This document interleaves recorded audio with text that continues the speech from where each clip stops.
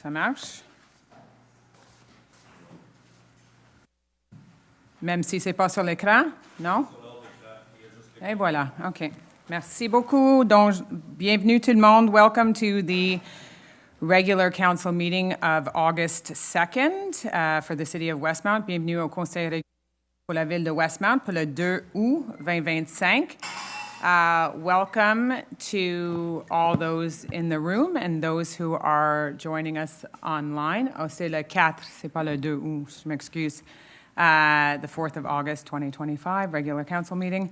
Welcome to those who have joined us in the room. I see many new faces in the room that have not been at council before, so welcome to you. And welcome to those who are online. I know we have a few questions online today, which we will attempt to get to in the first question period. For those of you who are new to council, we will begin with statements from members of council, and then we will move to questions in the room. And given that there's lots of people here tonight, I would encourage you to be brief in your questions, and we will hopefully get through them all. Donc, bienvenue. Je vais commencer avec quelques commentaires. And I just want to start with a few comments. There's been an issue that has been certainly ongoing in the city of Westmount. We're on the eve of the second anniversary of the horrific attacks by Hamas on Israel on October 7th, and the repercussions of these events continue to be felt across the globe. But here, at home in Westmount, we feel them in a different sort of way.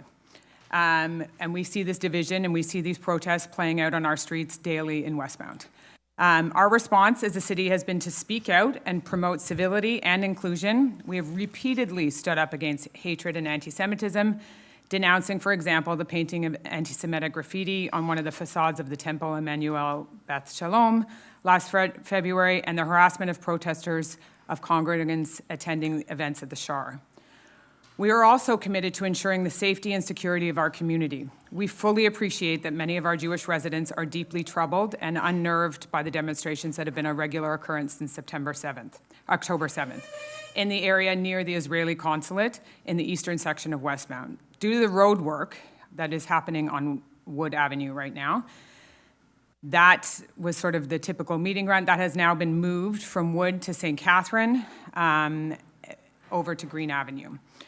So to be clear, Council and I are very concerned about the impact of these demonstrations are having on the quality of life of our residents, but also of our merchants. And we have not been standing by and ignoring the situation. We appreciate that the right to protest is a fundamental right in a democracy like ours, and it is guaranteed in both the Quebec and the Canadian Charters of Human Rights and Freedoms. As was the case in the 2012 student protests, and since the start of the conflict, our society has demonstrated that it allows citizens to express their opinions in this way. But the right to demonstrate must be exercised safely with consideration and the well-being of all our citizens. Unfortunately, the City of Westmount has limited powers in addressing this situation. We need the support from the SPVM, and we also need the support from Montreal. For 2 years, I have repeatedly been calling on the City of Montreal and the SPVM and the Quebec government to step in. We have met with Mayor Plante on several occasions on this issue with the Chief of Police and their representatives, urging them to enforce measures that would better ensure the safety and security of our residents. I've written to them as well. Many of you have seen a lot of the communication that I have shared. We have at times moved the needle, getting them, for example, to build barriers and enforce restrictions related to location of demonstrations. But at times, we've also felt that they have not been as assertive as we would have liked. Recently, I heard from many residents about a protest on Green.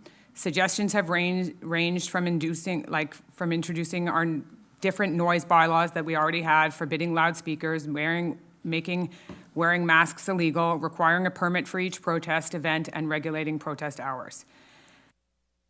I have no issue with many of these measures. The problem is that enforcement is up to the SPVM. They're the ones that manage the protests.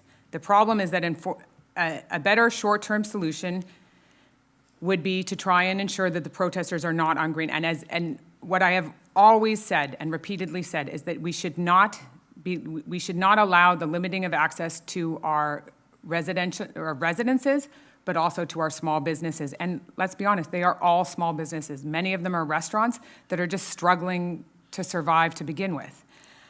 So you will see that we have increased SPVM presence there. Our public security officers are also on site, and we are trying to work with them to be much quicker on how they deal with graffiti and any hate speech when it is when it occurs.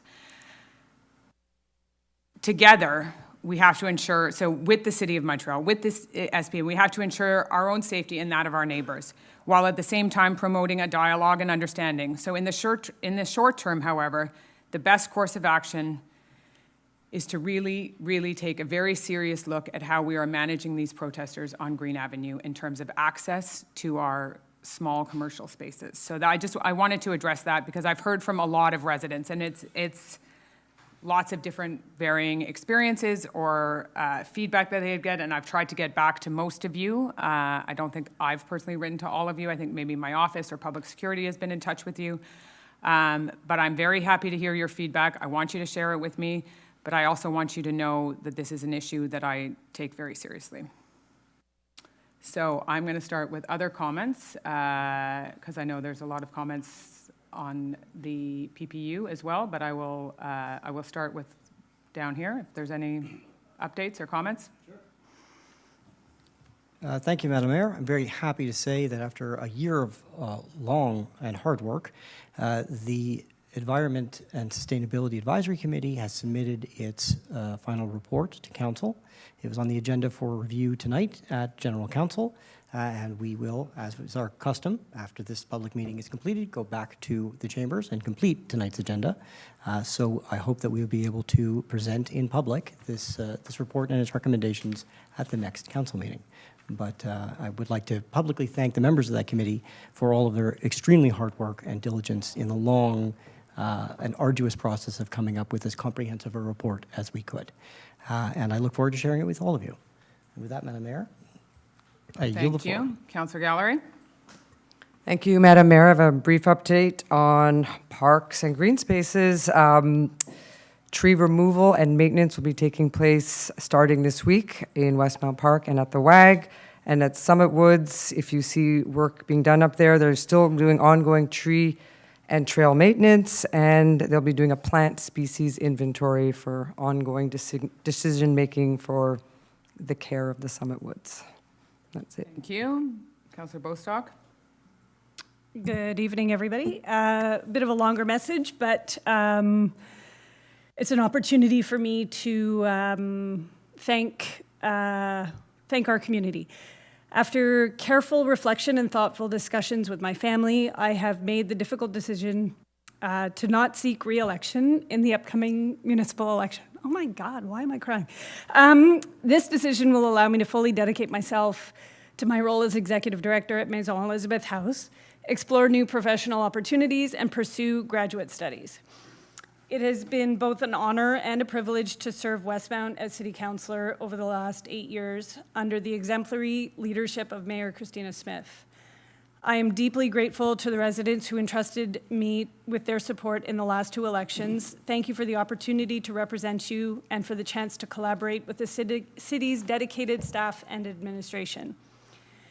The past 2 terms have presented significant challenges, including a global pandemic, but I take great pride in the work we accomplished together.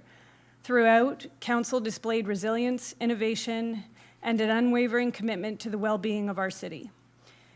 We successfully completed more capital works projects than ever before and continued to advance our initiatives, even in the most difficult of times. We've also had to take on some of the tougher, long-ignored portfolios, like the greenhouse, aging roads, and underground infrastructure, and a range of costly, complex files that were easy to delay because they weren't always visible or were considered too polarized to tackle. I fully understand and share the concerns of our residents regarding the state of our infrastructure.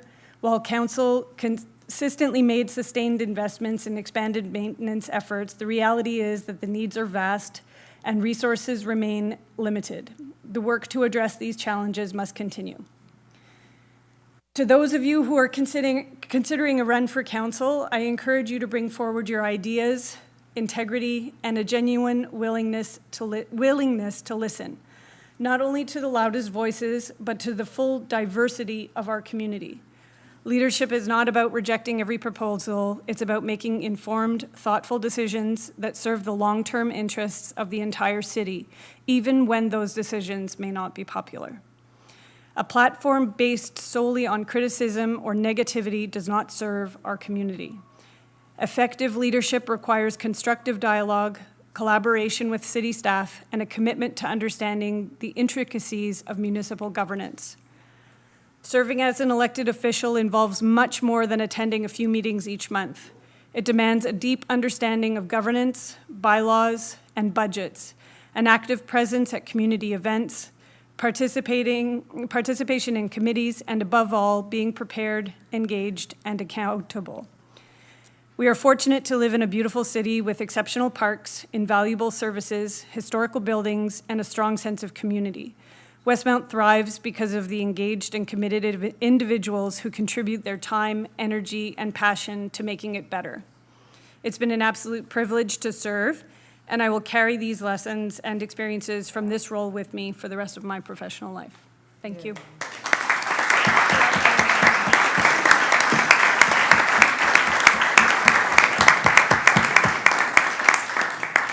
So on behalf of the other council members who have had the privilege of serving with you, you have always served your community with great passion, care, dedication. I can think of few people that know as much of the pulse on the ground of what's going on and have done so always to move it forward. So I just want to thank you. And I know how hard, as speaking from experience, I know how hard it is to make that decision.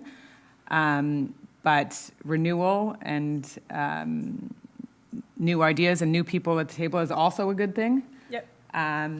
But also, I wish you the best in the some of you may not know the incredible work that Anitra does in her day job in helping youth at risk and young mothers at risk and helping set those babies and those children on a right path at Elizabeth House. So if you ever want to volunteer anywhere, hold some babies, read some stories. It's an incredible organization, and they're lucky to be able to get a little bit more of you. So I, from the bottom of my heart, thank you for your service to Westmount. Thank you. Monsieur Peart. Thank you, Madame la Mairesse. I, too, want to recognize Councillor Bostock's work. She has been a great neighbor, a great friend, a confidant. We came up together in 2017. We, our very green eyes came into council, and we learned together. And she was and is a fantastic councillor. She works hard for her residents. She comes equipped. She comes prepared, and she comes with a great mindset of advancing, moving forward, building consensus, finding ways to make things work. And she's got decades of a lifetime in the city, decades of working with the city. She will be missed, and her contribution has been tremendous. Now that that's done, a quick blurb about infrastructure. At every opportunity, I try to bring everybody up to speed on where we're at with our major projects. This is a very busy year for Westmount, as you can see. One of the busiest years ever, one of the most intensive years in road work that we've had. We're living it daily along Sherbrooke Street in my neighborhood. It's advancing on time, very well. It is like I said, it's large, it's invasive, it's dusty, it's messy. It is very tough on our merchants. I have merchants in my family. My brother is a merchant. My brothers are merchants, and my wife's sister is a merchant in that street. So it is tough for them. And so I do encourage you, if you have the opportunity to shop locally, do so. Your merchants will appreciate it. That's a quick update on Sherbrooke Street, but we also have Green, which is not our project, but it is, again, very invasive and very disruptive in the circulation of the city, of one of our core axes and our commercial strips. And as of today, August 2nd is day one of the Claremont project, a project that was long coming, a project that required a significant pivot from what we had originally planned once the budget came in. And so it will be a long project, just like all the others, but it will be done this year. It was a project that was long overdue, and we look forward to its timely execution. So, thank you. There's more to come. Much more infrastructure work to come in the years ahead. So keeping with the updates on infrastructure, at the very end of last week, very late last week on Friday, we got confirmation from, well, we were informed, I don't want to call it confirmation, and it certainly wasn't a request, it was an information, that the City of Montreal is going to close the access point from down the Glen, so from St. Catherine Street down the Glen, while they're doing major work on Saint Jacques. And that intersection is being worked on next. So if you've seen, they've been approaching the Home Depot, sort of the edge of Home Depot. They are now moving into that intersection. So they will have to close St. Catherine Street, or they will have to close the Glen in both directions for at least 4 weeks.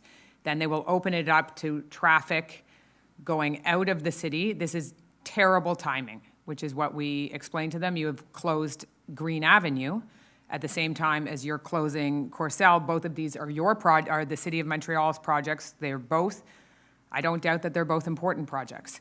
But the timing is terrible. So we had asked for a delay. We were denied the delay. My latest request is, well, if you're going to do this while you're there, considering the bike path is part of the network of Vélo Montréal, is part of the AGLO's bike network, can you please scarify and repave the whole road while it's closed to try and do a small project like that? So stay tuned on that request. Can't hurt to ask. I have a feeling I know what the answer is, but I will keep asking. So that is very unfortunate, and it is closed as of tomorrow.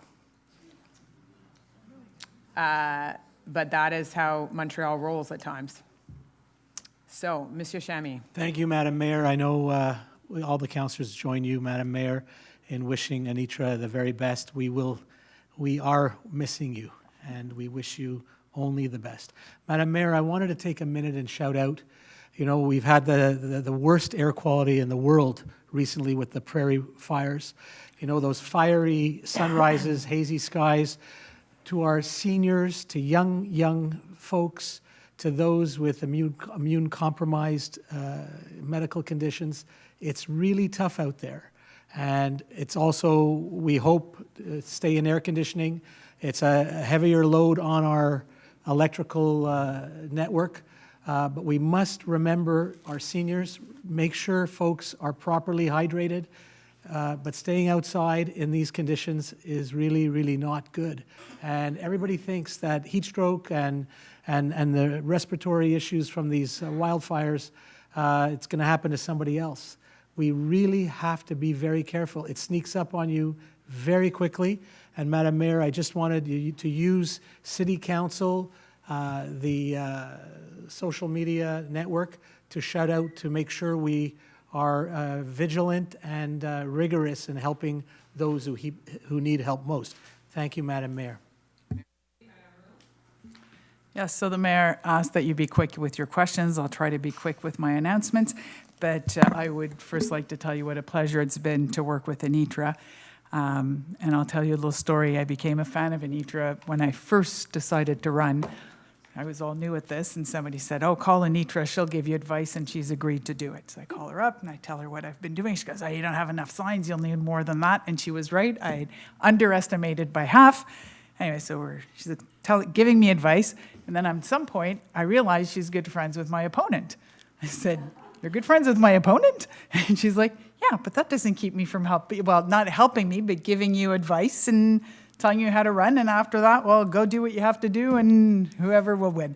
And I thought, wow, she's a team player, and she's fair, and so I've been a fan since before I got elected, and we really got to work together. So Thank you for everything, Anitra, for telling me how many signs I needed, what I was allowed to spend, what I wasn't, and for the 3 and, well, nearly 4 years.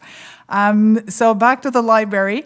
I'll try to be quick. So as usual, please go on the library website and you'll get a lot of information there. There's a lot of activities going on at the studio, and that's always very exciting. There's on August 19th from 3:30 to 4:30 for 7 and more, so from the 7 à 77, as we would find French, on Tuesday the 19th. Explore the world of wild bees. So get to know the hundreds of lovable wild bees we share in our city and learn how to grow a pollinator garden.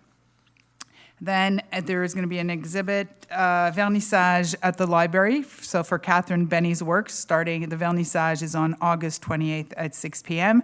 and the exhibit will go on until September 26th. And then Mother Nature's been good to us this summer. We've had 4 concerts in the park. None of them have been canceled. So very lucky. Hopefully it will continue that way. So we've got theater in the park, the importance of being earnest. So this Thursday at 7 p.m., Friday at 8 p.m., Saturday, August 16th at 7 p.m. So this is all these activities. The next one I'm telling you are in Westmount Park near the bike path. So it's an outdoor performance of Oscar Wilde's classic comedy, The Importance of Being Earnest. So presented in collaboration with Repercussion Theatre, Persephone Production, and Le Conseil des Arts de Montréal en tournée. So don't forget to bring a chair or a blanket, and in case of rain, these events will be canceled. However, the next ones won't be. If there's rain, if there is rain, they are moved to Victoria Hall. So there is a showing of Dancing in the Rain on Friday, August 15th at 8 p.m. It's a little later because it has to get dark since it's a movie. And then there's an outdoor documentary screening of Deep Rising on Thursday, August 27th at 8 p.m. So hope to see you there. Thank you. Merci beaucoup. Monsieur D'Amico? Merci, Madame la Mairesse. I also, with my fellow councillors, wish to thank Councillor Bostock for her service. It's very well appreciated. I have no other comments, Madam Mayor. Okay, merci. Just before we go into the question period, I just wanted to raise an issue. I had the opportunity to meet with some residents. I think I have a feeling I know what many of you here are, why you're here tonight. And sort of a cross-section of people who have been involved with the PPU and have been following it very closely. I had an opportunity to meet with them, with our administration last week, and Councillor Peart, to hear some of their ideas, suggestions of how they felt that they could move it forward, and they ranged from all sorts of things, many of which have been raised in this room, whether it be around heights, around density, around affordable and accessible housing. And I just want to take the opportunity to thank them for being engaged in their communities. And they are developers, architects, advocates for social housing. And I appreciate the work that they have put in to try and make this project as reflective and as beneficial to the city as possible. So we take those suggestions very seriously. Donc, on va commencer avec la première période de questions. And then we will start with questions in-house, and then we will go to questions online. Madam Mayor, and I would ask you to state your name. my name is Richard Schultz. I'm a resident of 127 Clandeboy Avenue. Welcome. Thank you. I wish to repeat a question I asked to Mayor Trent and his council in 2018. And I would ask you to do what Mayor Trent did and poll your council members in response to my question. And my question is this: is any member of council personally, directly or indirectly, or with a close member of the family or an associate, associated with a developer who has a pecuniary interest in the development in the proposed for sections, the southeast section? Thank you for your question. I'm a bit of a stickler for details, so in 2018, I was the mayor, so I think you're talking about another year, so I don't know which year it was. It's a reflection of my age. Yeah. So it was prior to that. Yes. I can say with total certainty that no member of council has a pecuniary interest in any of the lots that are in question, that are, or any of the area in the PPU. Or any of their families or close associates. And I would ask you to, if you wouldn't mind following Mayor Trent's precedent of polling your council so we have a public statement from each one of them. If council is not opposed to that, it's a bit obscure, but yeah. It's not a pecuniary interest, but I used to be a tenant at 1 Westmount Square, which is inside the PPU area. My son currently is renting that office, but I have no interest whatsoever except for a former rental at 1 Westmount Square. Thank you very much. I have absolutely none, and my family members don't either. Thank you very much. I have no pecuniary interest, either in my family or myself. Thank you. Nor do I have any pecuniary interest, nor do any member of my family. Thank you, sir. None. Thank you. I have a feeling the question is directed to me because I have heard rumors circulating in the community that my husband has a vested interest in any of the Southeast sector, and the answer is absolutely 100% categorically no. Thank you. So like Councillor D'Amico, I also am a tenant, presently a tenant at a building that's at the corner of Wood and St. Catherine Street, although I technically am a sublet tenant of another lawyer. But other than that, I do not stand to gain anything financially in any way, shape, or form due to any members of my family or close associates whatsoever from this project. Thank you. Madam Mayor, I wish to thank you and your members of the council for those answers.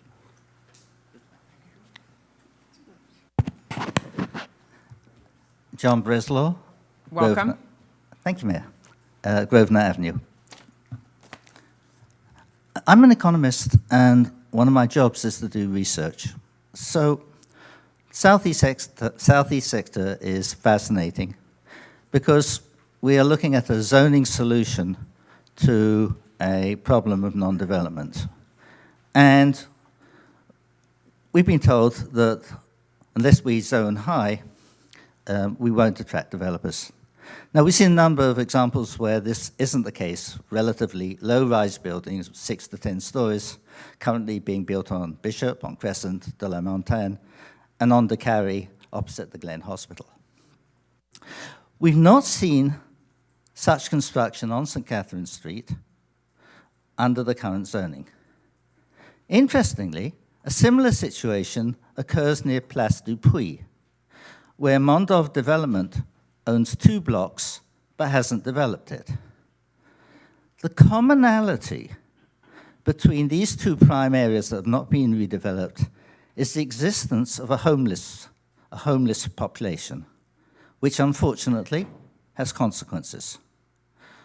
Walking with my wife Caroline along Tapa, the lane, and even inside Alexis Nihon is sketchy and unpleasant, and the situation is deteriorating.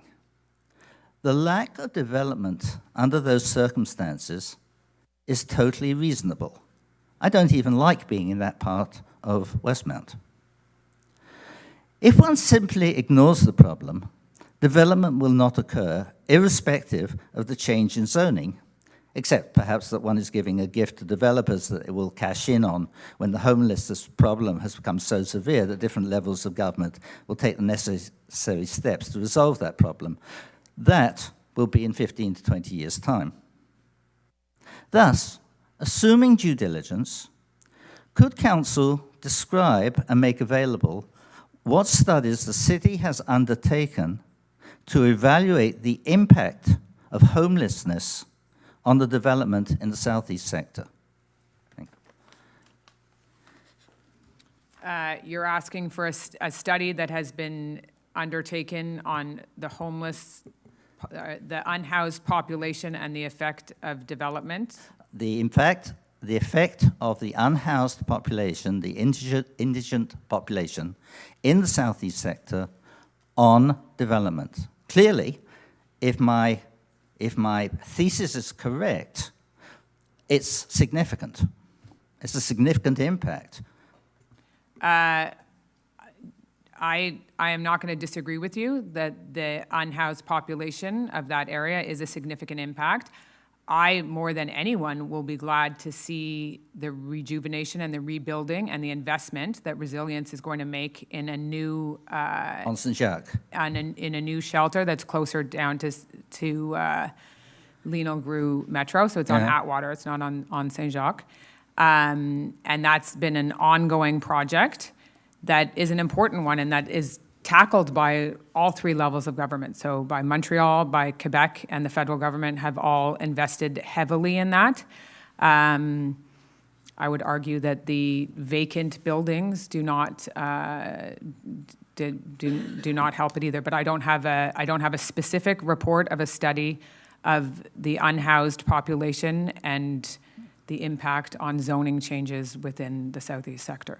The reason obviously why I raise that is that many other urban centers face the same blight as a consequence of opiate addiction, etc. And we can see that very clearly.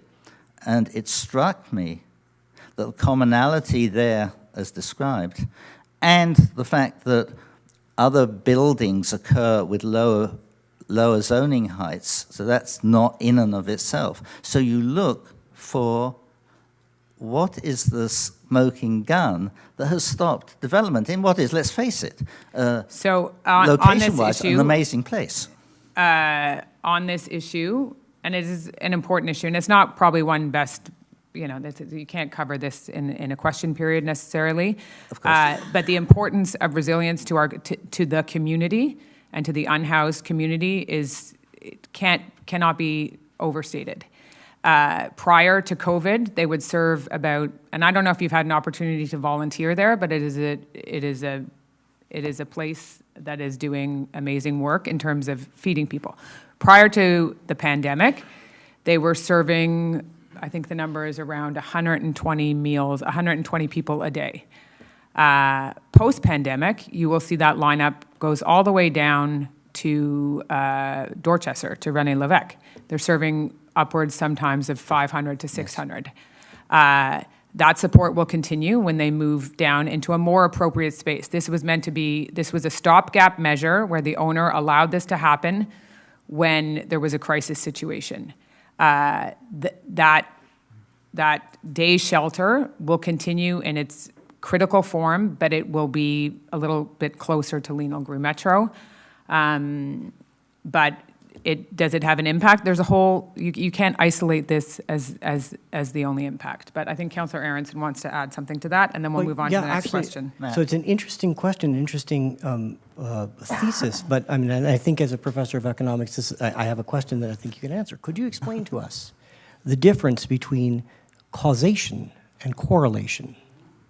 Has always been there, of course. No, it is fairly clear that an area that is severely impacted by poverty, whether it's through addiction, through just lack of housing, lack of health, has an impact on that area. And, that was very, very clear to me, even living on Henri Julien and having to tell my children they couldn't go and walk in the laneway because of needles. So it is, it's not that I've grown up in Westmount. I do have, and yes, your point, of course, is always taken. But in this context, it is something that, because one doesn't have an immediate answer, of course I don't have an immediate answer, but before we change zoning, we really have to ask the question, is this really something that's really serious? And if it is, then zoning changes is not a solution. And that's all that I'm really saying. Okay? Okay. Thank you, Mayor. Next question. Prochaine question. James Colton, Holton Avenue, Westmount resident. Madam Mayor and councillors, it's time to be totally transparent on ethics and conflict of interest. What are the processes of both ethics and conflict of interest that have been scrupulously applied and incorporated into the initiatives for Southeast development by the City of Westmount, one, through your interactions with LeMay, and two, by conversations with developers who claim that they will not be in this project unless certain demands are met, and three, by each of the councillors individually being rigorously subjected to a conflict of interest process.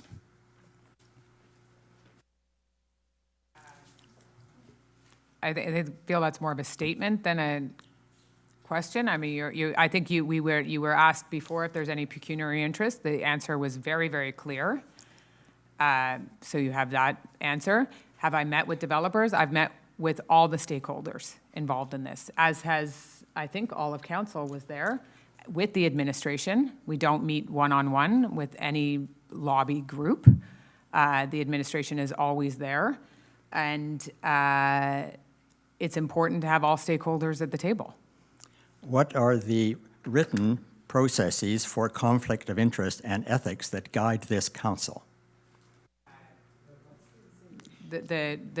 We are guided by a code of conduct. Do you want to just say what you're insinuating, or? No, would you I'm not prefer to be insinuating. I wish to about know this? about ethics and conflict of interest that guides the activities of this council. Yeah, so Councillor Aronson will read it to you, but there has been no breach of ethics, nor any breach of code of conduct. Okay, rather than read the City entire... clerk, la maître, la greffière. Oui, en fait, il y a non seulement la loi qui encadre le comportement des conseillers qui siègent, mais il y a aussi le code d'éthique et le règlement, en fait, de la ville qui s'applique à l'adoption du PPU comme n'importe quelle décision dans laquelle ils sont impliqués. Donc, s'il y a un conflit d'intérêts, quel qu'il soit, ils doivent le déclarer et s'abstenir de voter. Tout ça est encadré par la loi. And this conflict of interest must be declared in writing? Non. Thank you. Thank you for your question. Next question. Mayor, before you carry on, just for Yeah. anyone who would like to verify it, you're looking for bylaw 1584. That is the code of conduct that was adopted on February the 21st, 2022 by this council. It's on our website. Councillor D'Amico wanted to add something? I'm also subject to the, my professional code, so I'm subject to the CPA order of Quebec and to the AICPA, the American order, in addition to the other code of ethics. I think other members of professions are also subject to the professional code. Thank you. Next question. Toby Moran's Calendaboy.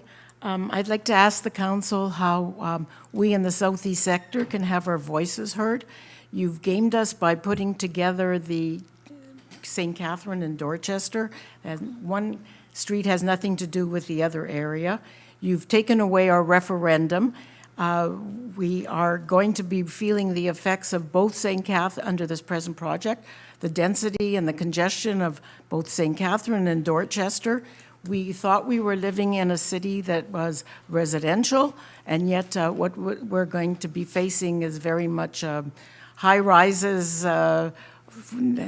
every time we look north or walk, and there's no green spaces. So we've been trying to make our voices clear, as many of you know, for a good number of years. You're obviously, and you've opened it up, the consultation to the whole city, but not listened to us in our sector. So I would like to know how we can make our voices heard to you. So I can assure you, we have been discussing this at great length for 2 years, and again tonight for several hours, where that was actually the only thing on our agenda. We have to go back for several more hours of work after this because we didn't get to anything else on our agenda.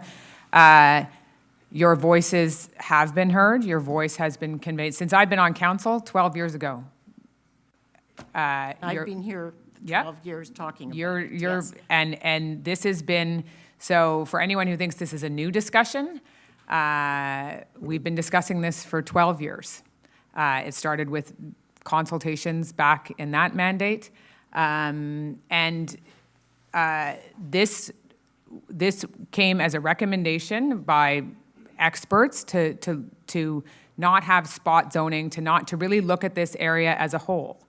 It was supported as well, by, she's not here tonight, but Councillor Kez supported the approach of the PPU, of having the public consultations, of hearing from citizens, of hearing the importance of that, of the request for lower density. I've heard your request for lower density. All of council has heard the request for lower density, specifically on Dorchester. We have heard your request for more green space, for more greening, and not just green space, but more trees, more, in simple ways as well. So we have heard those requests is how I will leave it. So I'll let other councillors, if they want to weigh in. You haven't systematically listened to the people in the southeast sector who are going to be the most affected and gravely affected. So there has been no special consultation with people in the neighborhood. We have a report that came out, and you haven't even asked us what we feel about the effects of this specific report. We've had many reports before that we've discussed, but not this one. I mean, you're talking about the specific, the latest report. Well, we've heard from several of you. We've heard your feedback. We hear the feedback from your councillor, who I think is conveying your concerns.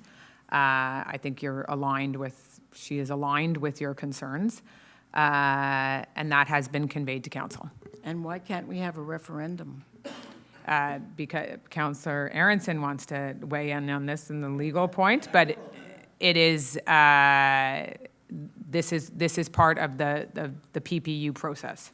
Right. So I hear you when you say, if you feel as though this council has taken away your referendum, or your right to referendum, that would be upsetting. Of course, any of us who had counted on having certain rights under the law to suddenly find that their elected officials, their council, had taken it away, should be upset. That's not the case here.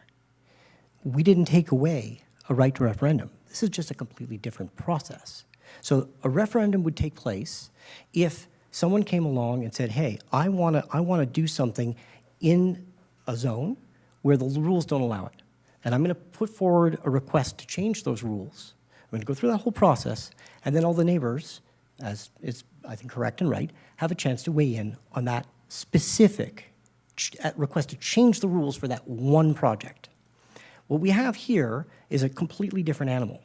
It was set up by the provincial government to allow cities to look at whole zones and say, okay, if you've got an area that is not working, and I think we can all agree that big chunks of what we've identified as the special planning project are not working. We may all disagree on what's to be done about it, but we can all agree it's not working.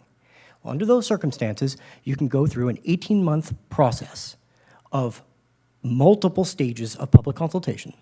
And once you've reached a conclusion as to what this vision is going to be, you can reset the zoning rules. That's not to say we're approving any particular project or building or anything. Just say, these are the rules in the zoning going forward from this point. That's what we've been doing.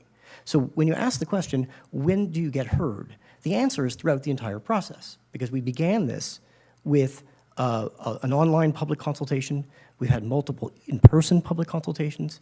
Every member of council has been available to all residents of the city, including those in the southeast sector, continuously through the entire process. There has been ample debate in the press, and in addition to that, we had another public meeting to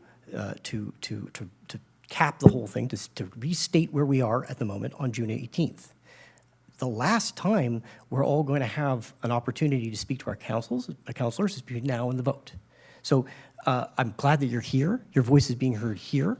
And in addition to that, has been heard from the very beginning. But just because individual members of our city have an opinion doesn't necessarily mean we can integrate absolutely everybody's opinion into a final plan. We do need to reach a balance in the interest of the whole city. So But I hope by that answers your combining the question. two sectors, you've then made it a larger project, and we can avoid the referendum. But as I've been saying, it's two completely different With zones. respect. So I hear what you're saying, but we're not avoiding a referendum by combining two streets. If there were to be a process by which someone came along and said, I want to build a building specifically at a specific address, say on Dorchester, and right now the zoning doesn't allow for it, and they put forward a project, and the administration said, okay, this is compliant with the basics, but it doesn't meet the zoning, and they're asking for a change.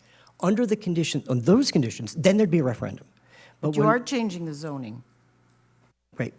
The difference here is that we are not waiting for someone to bring forward a proposal and say, I want special rules applying to me and my project. Please, council, change the rules. Under those conditions, there is a referendum. This is not that situation at all. This is a completely different animal under the law. So this is how we would set or reset zoning for an entire sector, because without it, there's no way to make sure that we can say, okay, the zoning in this area has not worked for a super long time, and now we need to address a wider area than just one particular building or one particular project. So I think we'll move on to the next question. But could you still, I would still like to know how the people in the southeast sector can make their voices known to appeal to you.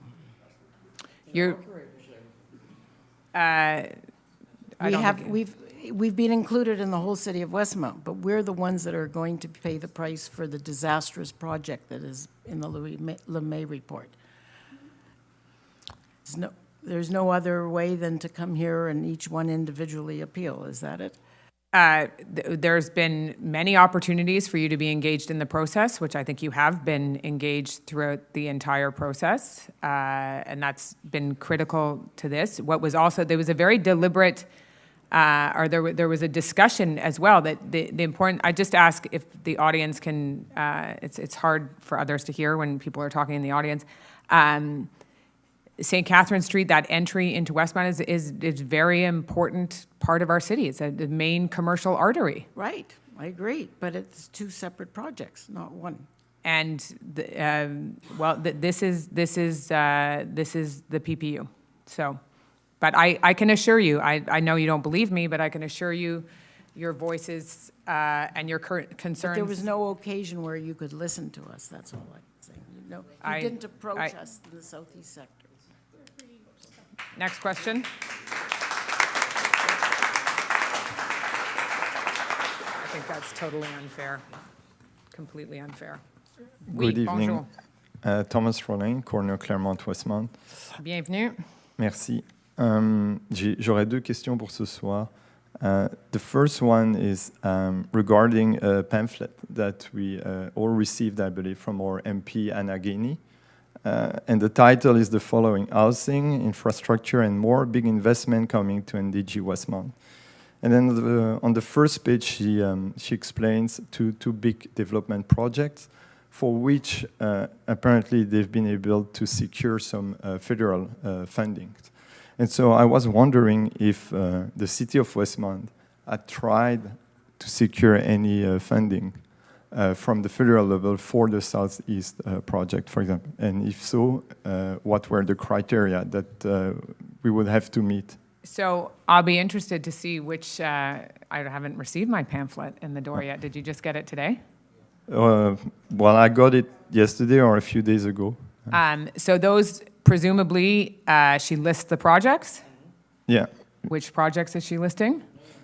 Station C development and the Exile NDG development. Yeah, so both those projects are ready to go. What we have been trying to explain at this point is that we are very much at the visioning stage of this. We don't have a project ready to go. What I can tell you, repeatedly from what we hear from the provincial government and from the federal government, I mean, I think we can all agree, if you try and remember a time in history when a prime minister speaks in pretty much every single speech that he gives, that, I mean, often it's solely on tariffs, but anything else, when it's considered any sort of domestic policy, it always talks about housing. We can all agree, I think, that there is a housing issue in this country.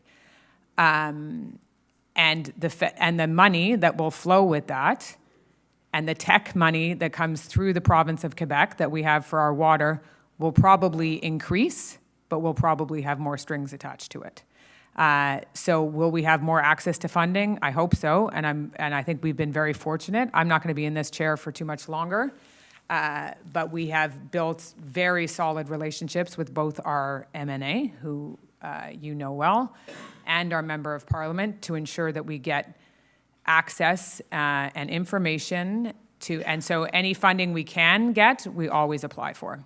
Okay. And we have been fortunate in that we have worked extremely closely with both those offices on any funding when it comes, in particular, around water, which is a huge cost, especially around any infrastructure development, and federally the money. And what we will see in this coming budget will not be a surprise to anyone. There will be significant amounts of money tied to housing and money that will transfer, and it will have strings attached to it. The housing has to get built.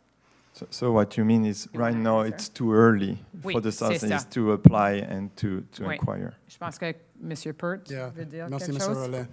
And that's an important distinction. We are at the planning stage.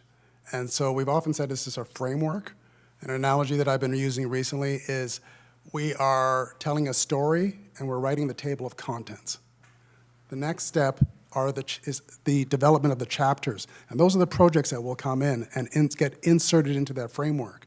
But that is not now. That is later. And so when the projects come, those and it happens to be on land that the city is in control of, that will be the opportunity to be seeking additional funding. But Yeah, right now, for the framework, that is not the time for this. And that's where the city has ultimate control. They own those parking lots. St. Catherine Street, we don't own that land. We own the parking lots, or a significant portion of the parking lots, where you can set out stipulations. You can say this has to be, whatever it may be. This while zoned 3 stories with a setback of 4 more, we have heard the people, and we understand that they feel like you can add conditions of sale within that for the Dorchester area. One of the recommendations, which I thought was a very interesting recommendation last week that I heard, was, Dorchester is a mosaic of beautiful architecture. None of it is, it's not, homogeneous the whole way down. The photographs are placeholders. They're not, that project is not going to look like. That's to sort of give a placeholder, but that the LeMay report, yeah. But perhaps that architecture should be, differentiated the whole way down a bit to sort of mirror the south side of the street. So the city has a lot of say, or has all the say. Essentially, we own the land, right? It's for, and that will be the next council that decides that, hopefully. Okay. Et merci pour cette question. Est-ce qu'il y avait c'est comme un Yes, I have a deuxième, second one. Interestingly, on that pamphlet and for each project, there are numbers for affordable rental units that have been, integrated into the projects, yeah? Correct, yes. And so while I attended the last public consultation at Victoria Hall, I did not hear us saying our project will have, must meet a mandatory XYZ number of units that are considered below market rent or affordable. So my question was, does the city council and the city plan to ask the developer to meet a certain number of units? Matt, do you want to, or Councillor Aronson? Councillor Aronson has been the loudest voice on this issue at the council table, so I just want to make sure his voice is heard in the public on this as well.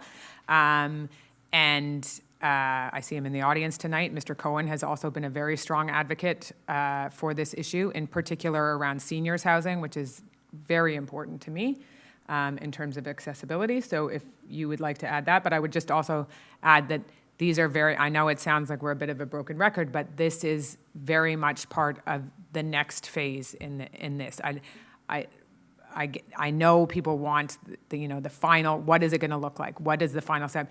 That's not necessarily what's part of the PPU, but I'll hand it over to Councillor Aronson.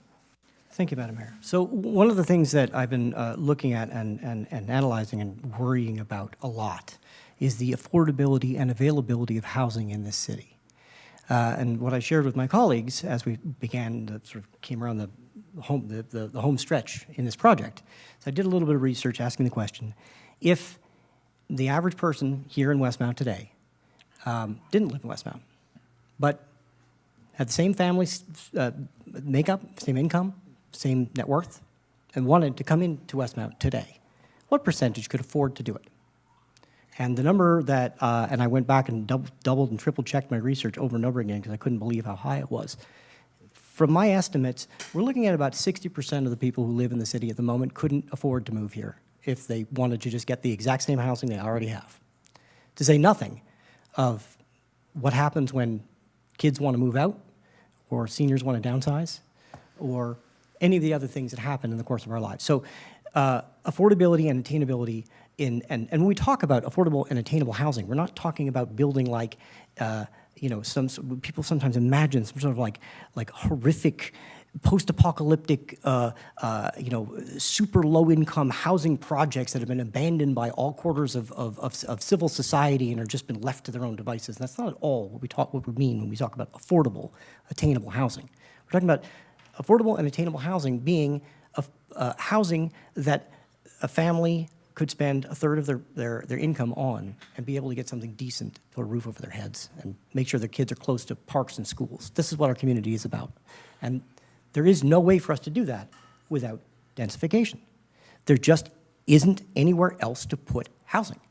So as we talk about increasing density and increasing the amount of housing stock we have available, we are addressing the first issue, which is that there isn't housing out there. The second thing we are looking at is what to do with the properties that we already own, those Tupper lots.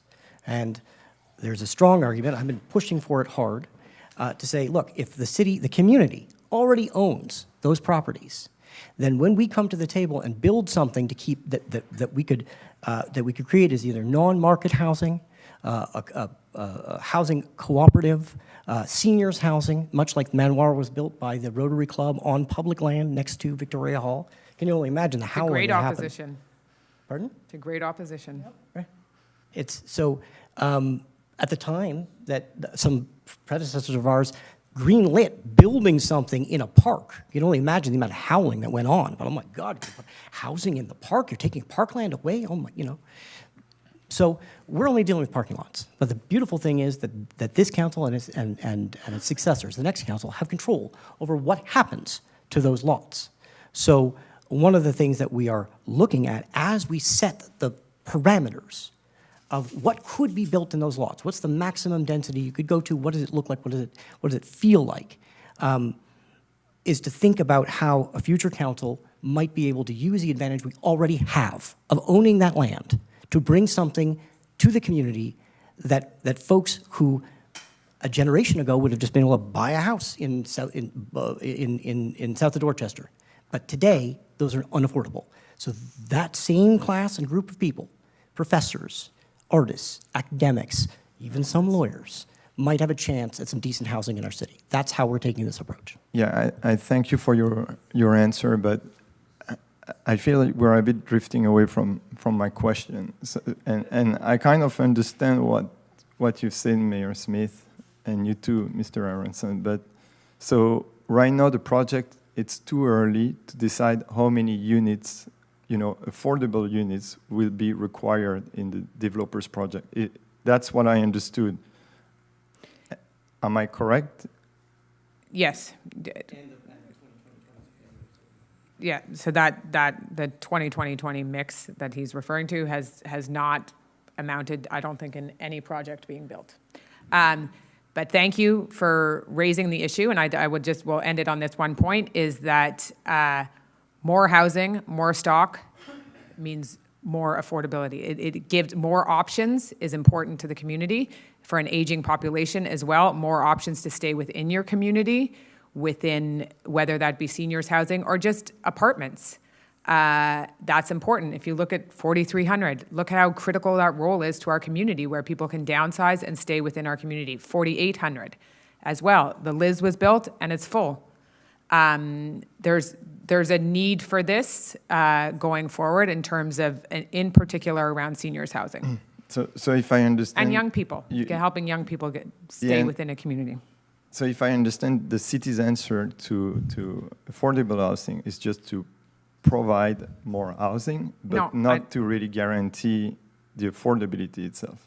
That is for the next stage, but we can assure you that adding more housing and more choices is a very important part of this step. And so this is the part where you allow for the zoning on that. So Mr. D'Amico, and then we're going to go on to the next Okay, question. so tangibly, there are, for example, two cities that have increased the supply, and they are Calgary and Toronto, if I read carefully, and the rents have gone down, but unfortunately, so have the property values. So the person selling will now get a lesser price because the supply has gone up. So, I mean, you have a professor of economics, so it's, if you increase the supply, you decrease the rents. And you're seeing tangible results, especially in Calgary and Toronto on that.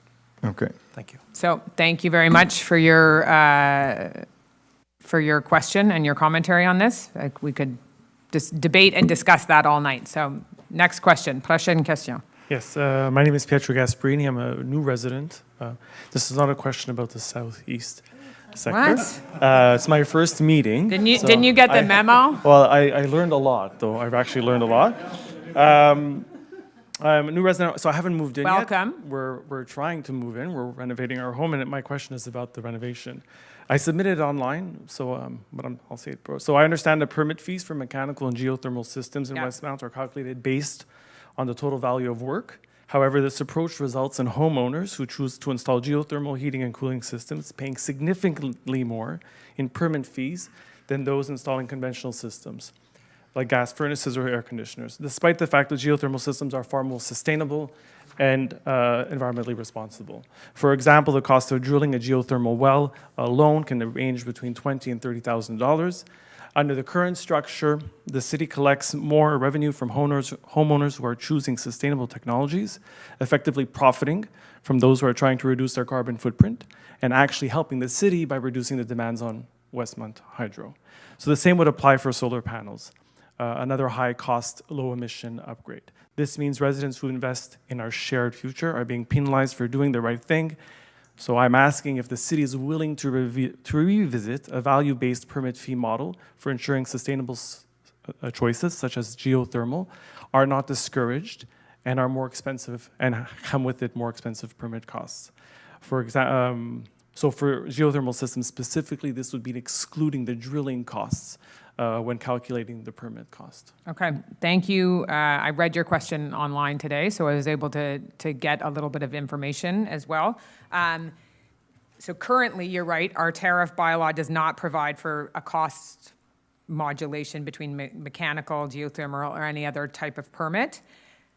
I, however, think that this is a very good idea because not just you, but I've been discussing, as I know that, so that the temple on Sherbrooke Street has done this as well, and they have the additional cost of the occupation permit for all of the trucks and all of the supplies that are needed on the street. So that's like an additional cost if it can't be on site, which they have not a lot of room on site.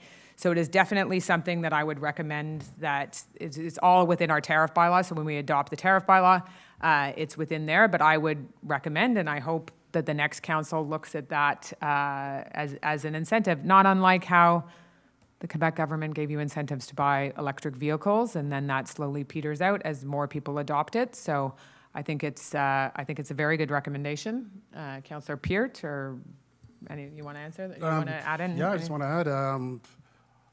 Often, for obvious reasons, our bylaws and our fines, they are reflective of the conditions that we face, the applications that come in.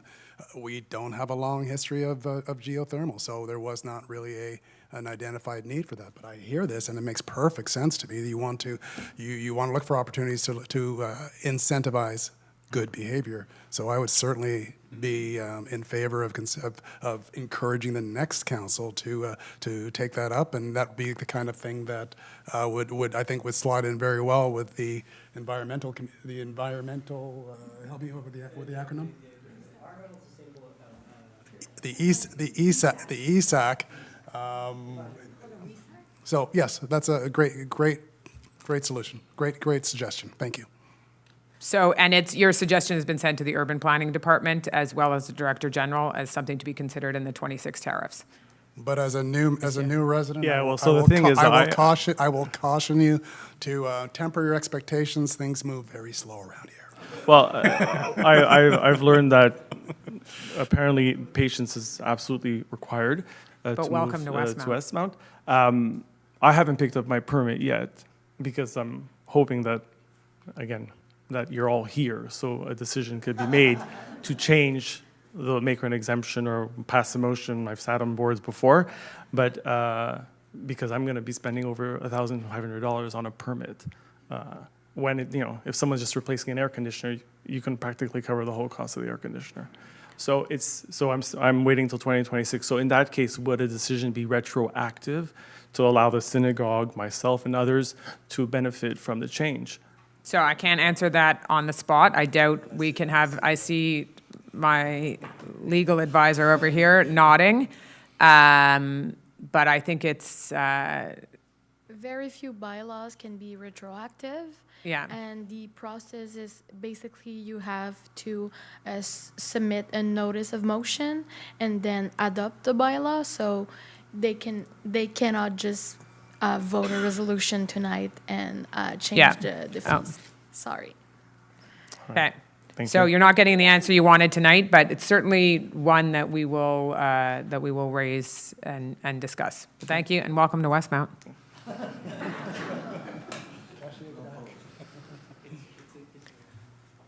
Hi. And it happens to be also in Mr. Aronson's recommendations for the committees. Okay, next question. Hi. Bienvenue. Dr. Reinhold, 4064 Dorchester. So I just want to revisit again, we've asked this question before, why is the council voluntarily choosing and defending the highest density thresholds when the CMM officials have stated that the PMAD is not mandatory and implementation is left to local communities? And despite the significant written opposition to the first LeMay plan, which was less dense than the revised plan, the initial public consultation report, there were 464 comments total, 5 memoirs, and over 300 people submitted comments about the inappropriateness of tall towers in the sector. That makes up 2/3 of that. So that's one question I have. Okay, so your first question is that you're questioning why we're meeting the minimum of the density thresholds, not the maximum. We're just at the minimum. And that number would be, I mean, the thresholds, the point is that they're not mandatory, right? Every community can decide what they would like to do based on the local culture, et cetera, et cetera. No. So there's been a lot of confusion on this because a lot of people have been informed, whether by the media, and we've tried to correct that in the media has not corrected that. And they're working off a 2012 document. We're working off a 2025. We have to be in line with today's PMAD. So that was adopted in June 2025. Exemptions from this, from any density thresholds, must be authorized by the CMM, and they have to come as a recommendation from the agglomeration. Which Westmount qualifies for. An exemption can be asked for. No. Councillor Aronson's going to weigh in a second. We have asked all these same questions. We have brought in the CMM. We have dealt with the AGLO ad nauseum on this issue. We've brought in outside legal counsel. They may exceptionally request exemptions from in the following specific situations, but we have not been given any indication because also how you measure density has also changed. It used to be the whole area. Now it's very precise and targeted for undeveloped lands and surface parking lots, which is exactly what we're dealing with. And so it's a totally different way of measuring, and it's a totally different way of targeting. So there is absolutely no guarantee, nor do we think that we would be given an exemption because no heritage building is being demolished or altered in this proposal. They're largely abandoned. The Packard building is protected in the bylaws that we had adopted, and it is either abandoned buildings, empty buildings, or ones that are of no heritage value and parking lots. But it does state the culture of the sort of community. That is stated even Which in was very, very 2025. clear in the bylaws that we adopted as well. For them to integrate, in the PAIA, they have to integrate with the heritage of the surrounding area, and that was very important. That's a significant part of the bylaws. So, does anyone else want to weigh in on this? Councillor Aronson? Thank you. So when we first started hearing this commentary that hey, there's an exemption. We should go get it. I was like... Took it very, very seriously. We took it super seriously. The first thing I said was like, well, how do we do that, right? So, like any good lawyer, before I asked the question, I want to know the answer. So I went and did a deep dive trying to figure out how exactly do you go about getting this exemption. If I warn everybody, this is a very deep dive. this is going to take a minute. I'm really sorry. If you need to use the bathroom, now's a good time. Now is the time. Starting in the first place, that this exemption was really something that, if it existed in 2012, some other municipalities had tried to take advantage of it, or it did exist in 2012. Some other municipalities tried to take advantage of it, and I thought perhaps we'd be able to find a path there, because as you look at the 2025 PMAD, there's a mention of it, that the concept exists, but there's no clear legal path to getting this exemption. There's no place to apply for it. There's no form you can fill out. There's no criteria listed other than sort of this vague, like, if there's good reasons, right? But So we thought, well... Okay, I mean, they still leave it up to interpretation, though. Yeah, It's but still so that's not mandated. Exactly. So what we said is it's mandatory, right? The density targets are mandatory unless you get this exemption. So, all right, how do we get the exemption? So seeing that there's no legal mechanism by which to apply for one, and there appears to be no place to actually ask for one, I went, okay, well, how did other people do it? So we looked at other municipalities and tried to find one that had worked. And I found a bunch that tried. There was one, St. Lazare, that managed to get an exemption on the basis of the fact that their territory was used for equestrian agricultural uses, and therefore should be exempted from density targets. They got it, but this was as part of a process that the agglomeration goes through of resetting their rules around the PMAD from time to time. Unfortunately, in the current version, they've lost it again. So even though they did manage to do it through this ad hoc process that's very unclear, it no longer exists. So we looked at other examples to see, like, well, what else could work? And Mount St. Hilaire tried, but unfortunately, after about 50 meetings of a special committee that they had met to try to get this thing, they disbanded and abandoned their efforts. Unfortunately, it led nowhere. Hudson tried by passing council resolutions demanding that the CCM and the MRC remove their transit-oriented development designation. So they tried to get the exemption by getting rid of the TOD designation that we have around Atwater Metro. But unfortunately, that after like 2 years, well, hold on a second, I'm jumping ahead, that ultimately failed. Point Claire implemented a development moratorium in 2022 following Tim Thomas's election. Initially, they committed to a 2-year process to try to find a way to get a full exemption, but that also fell apart, and unfortunately, it's led to nowhere. Now they risk Montreal or another authority unilaterally imposing its own densification standard on them because they have nothing. And like I said, St. Lazare managed to get something under 2024's in the PMAD revisiting, but it's been taken away now. And unfortunately, we've just gotten a new PMAD passed. So going out to try to find a route in an ad hoc way to get an exemption to a PMAD that has just been adopted with no clear path, no clear procedure, no clear timeline, no clear deadline, no clear target, and no precedent on which to go, makes it significantly difficult for us to say in any real way that though we qualify for, in theory, some sort of exemption, that we would be able to get one. And no demolition of a heritage building. Right. That's the other thing. And a long-standing designation that this is a TOD or a hyper-TOD area. So it's, and I just wanted to clarify one point that you had raised, that from the first iteration of the report that had been shared with the public consultations to the second iteration, you said it became more dense. It was the reverse, in particular along Dorchester. They lowered the heights there. There's a potential up to 12, right? There's story, so it depends on how you do it. There's also the green space was gone, and there's another building, so it's more dense.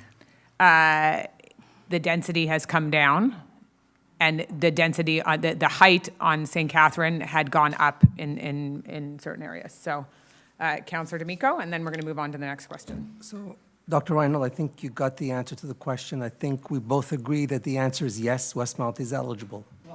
No, no. That was. If you're basing I it think on we're at a hopes and different meeting. dreams, yeah, I guess there's this footnote that if there's no clear path, no mechanism, no precedent, no deadline, no time frame, no budget, That's nothing not, other than, like, that- we looked at a footnote and we're pinning our dreams to that. that Yeah, I was- suppose that- you're right. That was not the question. The question that Dr. Reinhold asked was, is Westmount eligible for an exemption? You answered yes. I agree with No, your answer. he did not. But anyways, we'll move on to the Nuance next is hard question. sometimes, it's Yeah, okay. I think it's, we take this issue extremely seriously. And I know there's this presumption that we're trying to, pull a fast one on everybody. We have been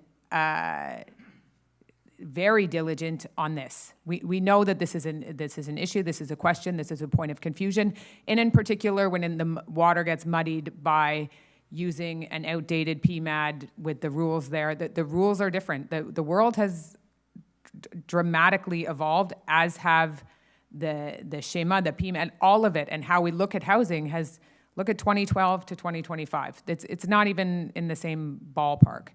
On the website, though, 2025, again, it's a recommendation. But, so I'm just going to conclude, and just to say that in the last week, we've gathered a significant amount of signatures from the citizens of the Southeast sector who are strongly against the proposed Southeast Development Plan as it currently stands, but have become somewhat silent and disengaged because despite repeated attempts, their voices were not being heard, are knocking on their doors to ask them to sign a petition asking the outgoing council to refrain from taking a decision on enabling zoning bylaws for the Dorchester and St. Catherine redevelopment projects, has given them some hope that their voices will be since they will be most affected by the redevelopment, and that their voices can now be heard. If you have that petition, I would happily accept it, and you give it to, if you can leave it with the city clerk. It's in progress. Like I said, just 1 week, we have a significant number of signatures, but it's in process. So I think an important question, and I hope it's addressed in the petition. I hear a whole lot of, I don't want this, and I feel fortunate that I've been able to meet with some people who are able to tell me what they do want. So you don't want what's proposed. Does the petition say what you do want? Well, the petition is asking for postponement of the zoning by the current council to allow more due diligence for the proposed project, and to give exactly time for additional ideas. You've met with some people who represent citizens of the Southeast sector, so you've had some proposals. So is there a concrete, I would get behind this if it was 3 stories with additional 2-story setback instead of an additional 4-story setback? Like this, it's. Yes, there's some, yeah. So it has to be also viable. So I'd be interested to read it. And I like I welcome people disagreeing with me. I would just like, it's saying that everything is horrible and we have to go back to the drawing board No, No, I don't think anybody's saying that. Nobody's saying that everything is horrible. And I think more than anybody else, because we live it, the Southeast sector wants something done, but a modification. Not starting from scratch. I look forward to receiving the petition, and I hope in there are some concrete suggestions and something that's viable. So if we know, if we could reverse to 1960, they wouldn't have demolished the homes. Yeah. But we can't, so we're here. And I've been at this for, when I was first on council and not as a mayor, I watched and paid close attention to the public consultations that went on then. This has been a discussion for a long time. So we'll move on to the next question, but I look forward to receiving the petition. Thank you. Prochaine question. Alexia Winter-Reinhold, 4064 Dorchester. Since the 2 months that have passed since the public consultation meeting, many people have voiced concerns and opposition towards this project and have suggested a delay to the vote. In that time, no project amendments have been offered by the council or indication of plan amendments. How is that possible? Because it's part of the process. So what, you want to know, like, specific recommendations? Just the LeMay plan at the public consultation meeting. And Yes, 6 weeks ago, yeah. Okay. And in the Westmount Independent, several people have written articles, there's been comments online by the press, people have come to meetings to say something, but there's no indication that you guys are going back or presenting us with any amendment of the physical plan that LeMay gave us on the public consultation. Yeah, I mean, there's been lots of concrete suggestions. There's been very specific suggestions on St. Catherine Street to go to higher towers, but less of them. So there's that, no that plan is, that has is, been given. No, but that plan is not, that hasn't been flushed out entirely. And we continue to work on this. But no, I don't have a new final plan for you right now, but I can assure you that we hear you. But if you want a concrete example of something that has been proposed by leading voices in this, that would be a concrete example of something that has been proposed. Does anyone You else mean the wanna plan add that was anything? just presented? What? Sorry? The concrete thing you just said, you're talking about the plan that was presented on the 18th? No, I'm talking about, we have heard several suggestions. So not just in the council, people write to me constantly. People have suggested other things. People come to council and make suggestions. Those are examples of suggestions that are made. Yes, I know, that's what I'm saying. I'm asking, Parks. how is it not possible that you guys haven't come up with like a collaboration of potential different development ideas? Does anyone else want to weigh in on this? I think, yeah. The only thing I'll add at this point is work is underway internally, but we don't have any, we're not at the stage where we can show our work. It is not resolved. There is not consensus. It is there are things that are still up in the air. We have identified some things that can be tweaked easily. We have identified some things that could completely upset the apple cart, but we're not going to deliberate with a whole bunch of different options and show you a mix which would really complicate things. When we come back, we will come back with a coherent plan, something that works, and that will be the final version. And the plan will be recognizable from what you've seen. Yes, but that's the whole problem. So the vote, you're making the vote soon for the amendment of the zoning bylaws. Everyone has, like, not everyone, a lot of people have voiced concerns. But since then, and a lot of people have also voiced support. They don't come to That's council meetings. That's but- correct. That often happens in history with two different sides. Yeah. What I'm saying is, I would say a lot more people have voiced against it. No. Yes, they have. In this room, yeah. In the council chamber, No, the people that come I've read to the council. Westmount Independent. I've been online. You can't tell me that more people haven't been doing that. Because the Westmount Independent has, the letters to the editor have been Yes, negative? and online. You can't tell me that more people have been for it than against it. So my inbox is different than the letters to the editor of the Westmount Independent. Our conversations with people, what I hear most often is solve this problem. I don't want to go to your public consultations. I don't want to participate in this, but I want you to solve this problem. No one has an issue with solving the problem, but you guys are pushing so hard for this. It's just unbelievable. Okay, This is thank like- you for your commentary. But I'm not done. Okay, keep going. Do you have another question or just further comments? Yes, I'm asking you to push it, push Okay. the vote. Your You're at the end of your request term. is noted. There's like no point in not doing it. Your request is noted. Again, a lot of people's requests have been noted, Yes. but nothing's actually happened. It's I- shocking. You know, I have to really disagree with you on that point. But next question. This is a comment that I should have made at the last meeting, but I was so angry I had to Your leave. name, please? My name is Carol Christie Olson, and I live at 2 Westmount Square. Welcome. A gentleman stood up last council meeting and essentially insulted in a very discriminatory way the audience. It was age discrimination. That person was Sorab Alavi, owner of the corner lot on St. Catherine Street, and someone who's deeply, deeply concerned about this project and wants to see it through. I think that he stood up and insulted this audience by saying that everyone over 65 is opposed to it, which is blatantly wrong. I think there are members on this council that are close to that age right now. And not only did council snicker and smile, but no one dared say anything. If someone had stood up and said the same thing, the room is full of X ethnicity, X religion, the room is full of LGBTQ, there would have been outrage on the council.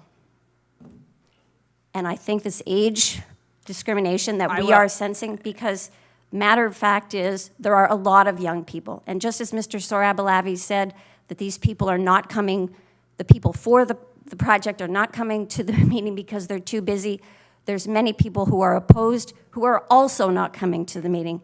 In fact, one of the doors that I knocked on while I was going to educate people on what is going on in our sector, a gentleman said, no, I really don't know what's going on. I just moved to this sector.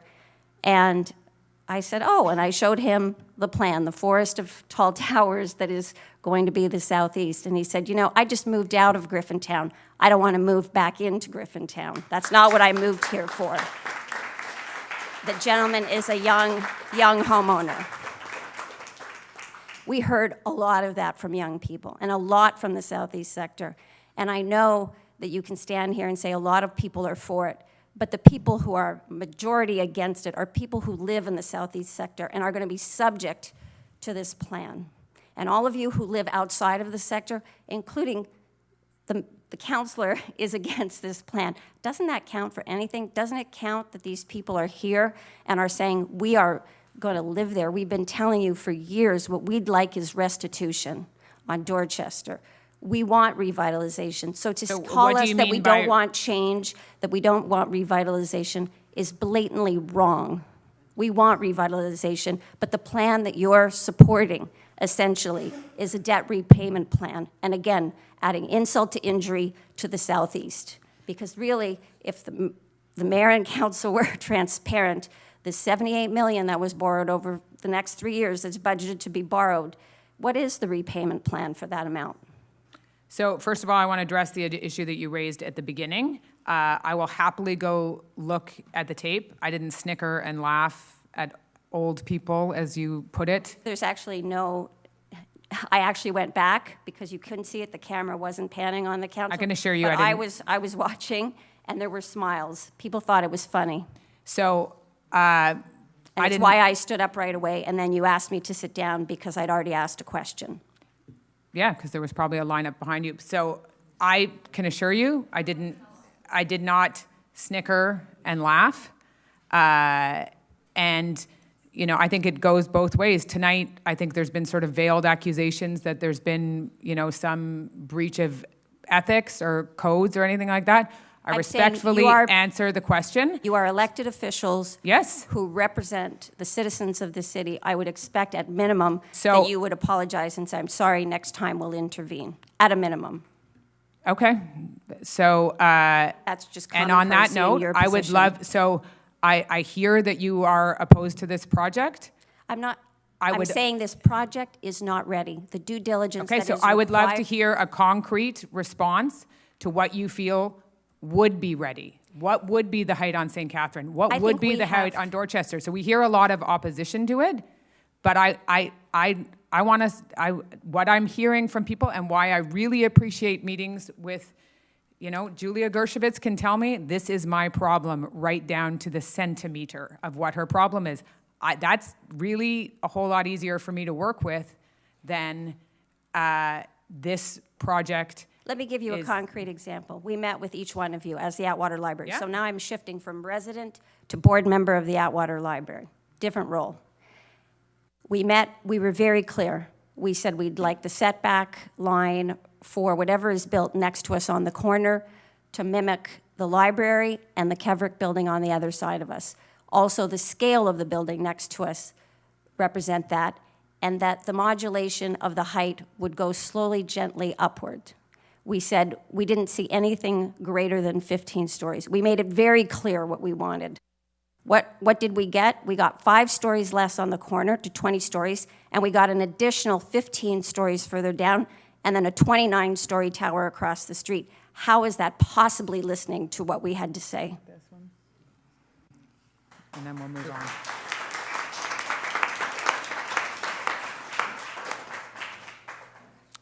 I just want to add a little bit of precision to some of the heights, because I know height is quite the sticking point. And I've often said that we shouldn't be talking in stories. We should actually be talking in feet or meters in terms of altitude. As it stands today, our existing zoning on St. Catherine Street towards Atwater is 140 feet. That is equivalent, even though it is nominally 10 stories, is equivalent to 14 stories. What's being proposed is 20 stories, but is 66 meters, or 210 feet. 210 feet is 50% higher than the existing zoning. It is not 2 times as high as existing zoning. To go from 140 feet to 15 stories would have only added 10 feet. I guess the point I was trying to illustrate is we keep saying, we're listening, we hear you, and yet we're not seeing that in a concrete way. That's what my point is. Mayor The other Smith, thing is, if you look, Okay, I think Councillor Gallery wants to. I'd just like to take a moment to remind everyone and everyone online that we've been in this for 2 years, and we've put in a lot of time and effort, as have the administration, Le May, outside experts and legal, etc. We have density requirements that we must meet, and that's a fact. So everyone can question that, everyone can debate that. It's a fact. So we have to responsibly incorporate that density into the PPU. And we've really looked at the 2 streets as very different entities. We've come in with a responsible plan that is lower, whether it's height, feet, or floors, or meters or feet or floors. It's lower than what's existing already in Westmount, lower than Westmount Square, lower than Number 1 Wood, and it matches the same height as Alexis Neon. So we're not being radical, it's a balance. We have demands to go up to 30, 40 stories, and we have demands for status quo. So it's a plan that comes up from Dorchester, which is one of our widest street, which has some opportunity for some development, some height.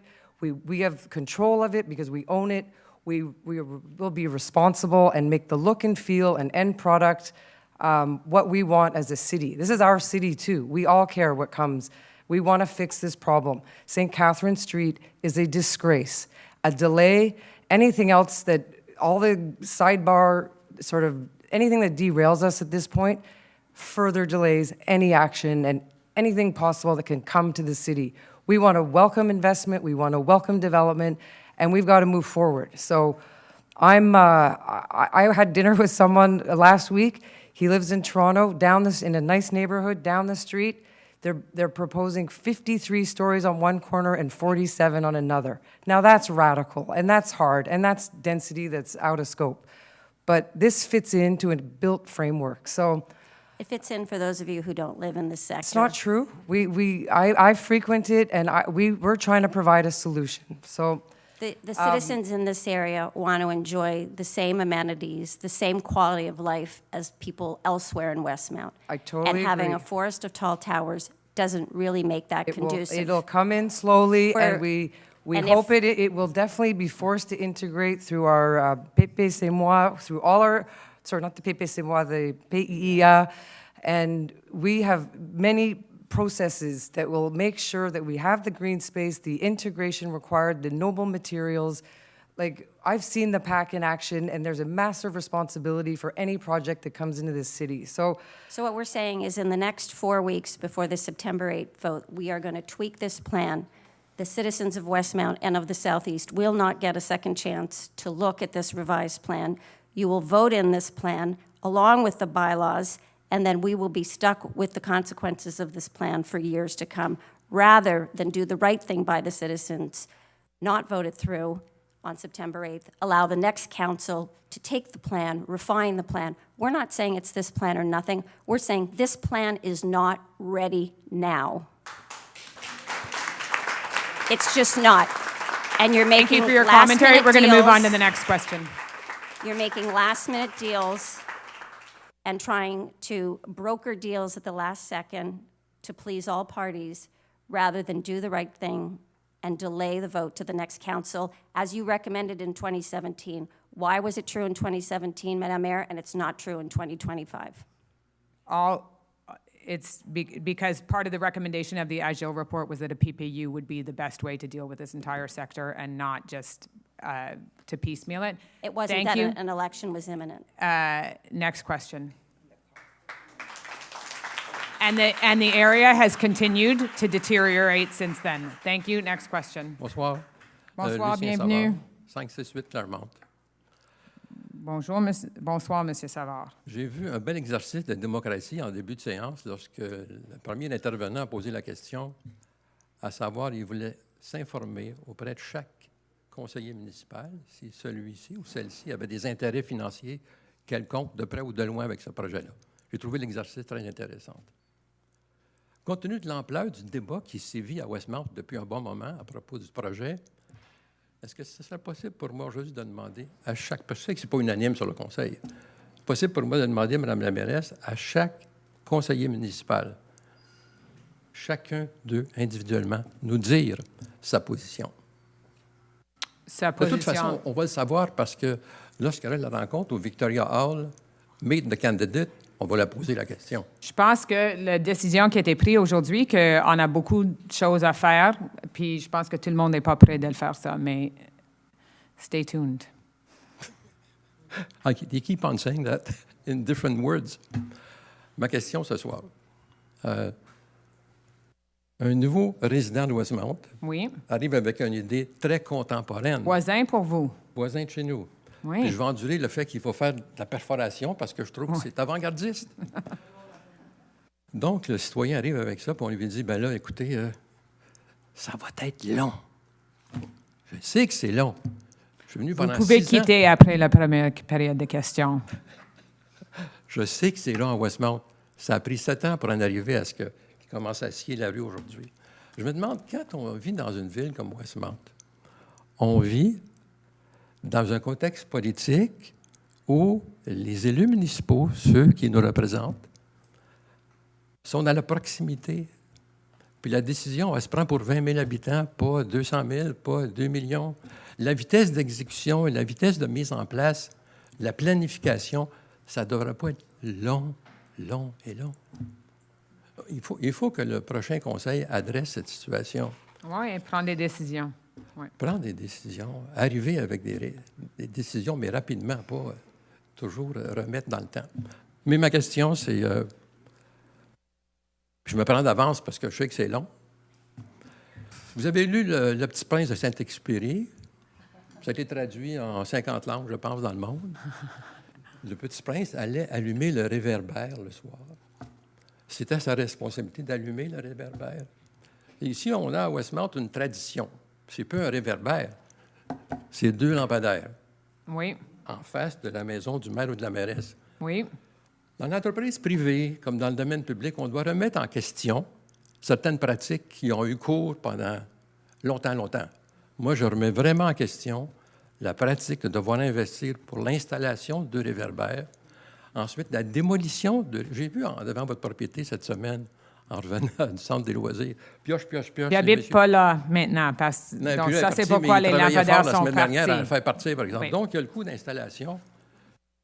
Ensuite, le coût de démolition. Je trouve que c'est des dépenses inutiles. C'est du folklore, ça, finalement. Mais on n'a pas besoin de folklore. On est en 2025. C'est contemporain. Comme les gens demandent de laisser le prochain conseil de prendre une décision sur ça, je laisse le prochain conseil de prendre une décision sur ça. Je suis venu en parler tout de suite parce que je sais que c'est long avant que ça arrive. Oui. Donc, et c'est sûr que ça prend du travail. Donc, ça fait pas longtemps que j'ai déménagé à une autre rue. Puis, les lampadaires sont sur l'autre côté de la rue. Donc, j'ai dit, Hydro était tout près d'envoyer les camions, puis changer. Et puis, j'ai dit non. C'est quelques mois. ça fait pas du sens, c'est du travail, c'est l'argent, et... C'est inutile. Oui, et c'est pas mes lampadaires étaient comme le Home Depot Special un peu, c'est pas les originaux. Mais l'installation, la désinstallation, si vous aviez déménagé il y a 2 ans, au lieu de déménager la semaine dernière, ça aurait été... On recommence la situation. Peut-être, ou peut-être on en pense, peut-être, donc. Mais c'est une suggestion, puis... Également, dans le climat politique présentement, c'est pas nécessairement quelque chose qui est sécuritaire pour les personnes qui habitent dans la... Exactement, ouais. Dans je ne donne pas mon adresse, excepte au conseil. L'idée et l'esprit étaient bons, mais je comprends. Et peut-être, pour la première fois, on va avoir un maire ou mairesse qui habite dans un appartement et qui est un locataire. Donc, peut-être ça ne fait pas du sens, mais pour le moment, les lampadaires sont chez Hydro Westmount. Je ne sais pas s'ils sont dans une boîte, mais ils ne sont pas chez moi. Laissez-les là. Merci beaucoup pour la question. La plus facile du soirée.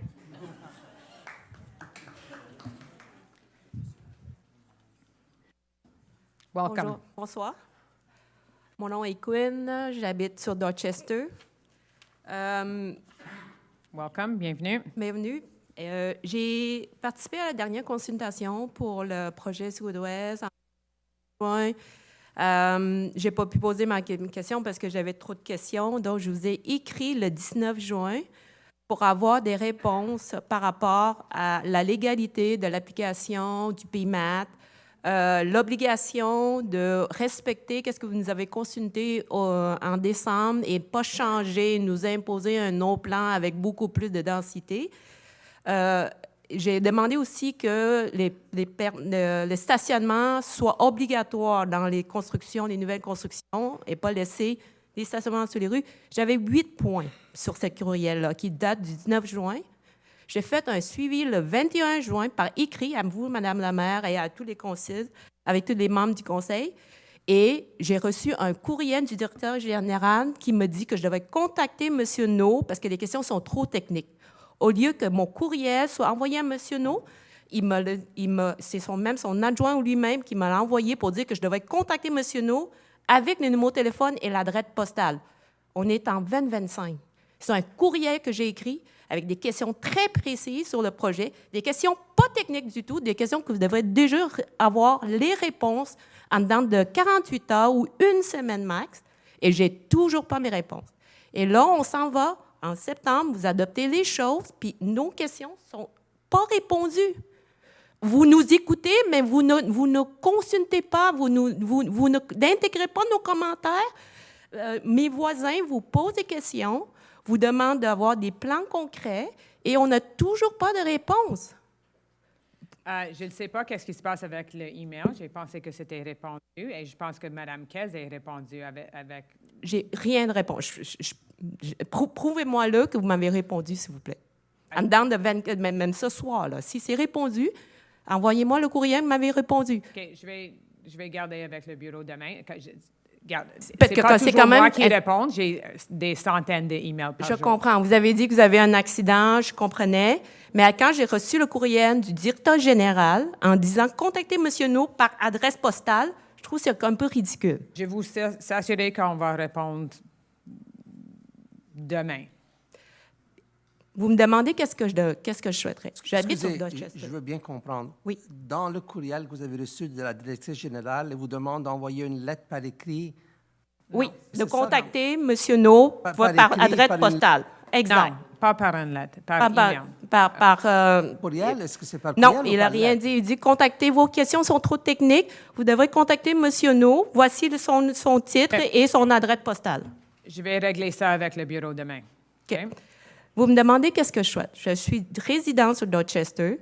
J'ai 2 adresses et qu'est-ce que je souhaite? C'est je souhaite que, oui, on continue de l'avant avec le projet, mais le plan que vous nous avez consulté au mois de décembre, c'est qu'est-ce que nous, on était prêts à vivre avec une certaine modération de 3 niveaux d'étage sur Dorchester et sur Tupper. Vous me demandez qu'est-ce que je veux? C'est ça que je veux.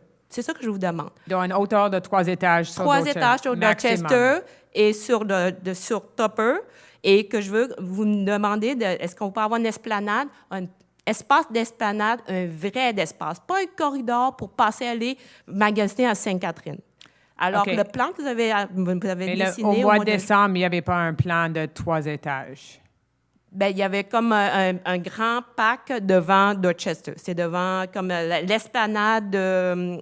Oui. comment ça s'appelle? On avait beaucoup de feedback sur celui-là qui était vraiment négatif. Mais... Et je souhaite que les constructions aient des stationnements pour toutes les unités, parce qu'on est à Montréal, on est à Westmount, puis je ne voudrais pas qu'il y ait de vignettes dans les rues, des stationnements dans les rues. Et je demanderais également que tous les coûts d'infrastructure pour ce projet soient facturés aux développeurs. Je ne veux pas nous être des résidentes puis qu'on est payé pour l'eau, le gaz, l'électricité, les routes par les résidences. Je ne veux pas que mon compte de taxes augmente. Je veux que le développeur assume tous ces coûts-là. Par la suite, qu'il trouve des maisons comme il vendra le prix qu'il décidera. Donc, vous voulez des maisons unifamiliales? Maximum 3 OK. étages. Donc, c'est clair? OK. Merci. On va régler le problème avec les emails. Merci beaucoup. Je vous assure.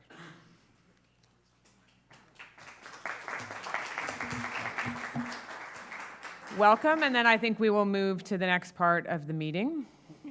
It's Jessica Winton. Welcome.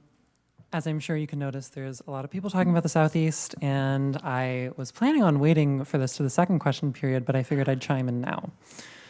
A lot of people are talking about how there's a lot of residents who don't feel they've been consulted despite this plan being ongoing for over 2 years and that no one's on board with this. But as someone who's gone around with a petition in support of the plan, I can assure you that's not the case. As just a team of 3 people in a few weeks, we've gathered over 200 signatures in support of the plan. Not only that, but when talking to the people who live in Westmount and want to see outcomes that actually benefit them, there are seniors who I've spoken with who are on the verge of tears talking about this. And even just thinking about their stories, my voice is getting shaky because they have told me that they are sooner to die than to see this plan come to fruition in a way that can help them. They're talking about rent increases of $200 to $300 per month, which on a senior's budget is invaluable to them. Unfortunately, the city has stalled this for many, many years, and it's come to a point where it's dividing the community, and it's dividing where people can actually afford to live. They would rather die than see their rent go up another $200 in a year because that's all they can afford. So my question to council, and I guess future council, is how many more years and how many more people will it take to say that they're in support of this plan in order to live in Westmount? Not just inhabit it, but to really live in a place that they can contribute to businesses, they can have a life here and raise a family, or just live in peace without having to worry about if they're going to be kicked out on the street because they can't afford to live in their apartment anymore. So, thank you for your question and your comment and your feedback and for participating in this. And I truly thank everyone for participating in this. And I spend a lot of time dealing with other levels of government. And in my experience, you know, I'm, as many people have noted, I'm coming to the end of my term here. But in my experience in the 12 years, there is nothing more difficult, nothing more divisive than any type of development. So this is an ambitious project that we took on. I've seen, you know, visceral opposition to the extension of our only primary French public school in the city. Huge opposition. Just recently, someone wrote a scathing letter to the editor in the newspaper about me in particular. That person, that anger comes from, he was totally opposed to the extension of Saint Leon because he lives near Saint Leon. So with every project comes opposition. 325 Melville, 500 Claremont, 4898 de Maisonneuve, 4998 de Maisonneuve, the Armory building. And recently, there was another op-ed in the and none of them built, none of them finished.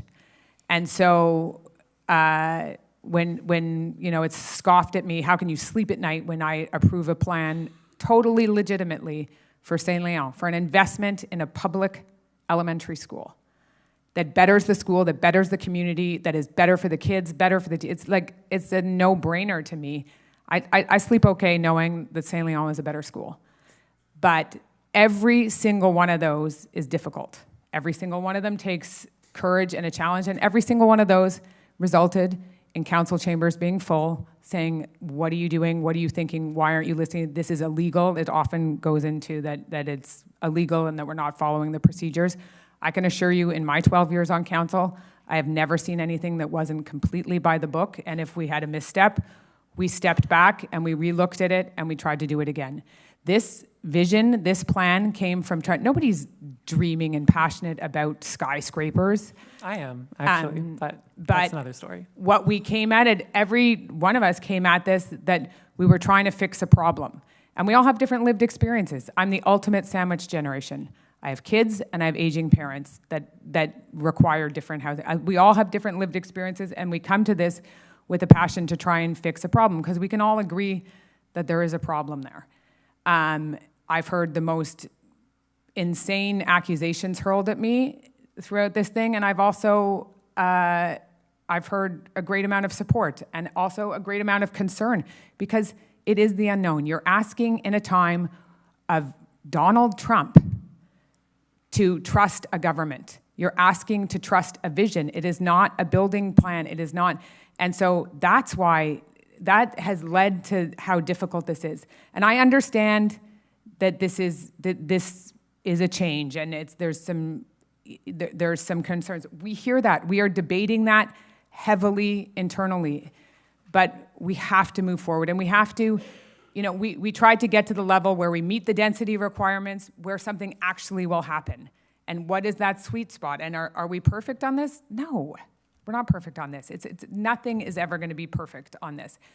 But can we get there? We're getting closer. We are definitely getting closer, and it's a good thing to have some more residents. It's a good thing for people to have some more options.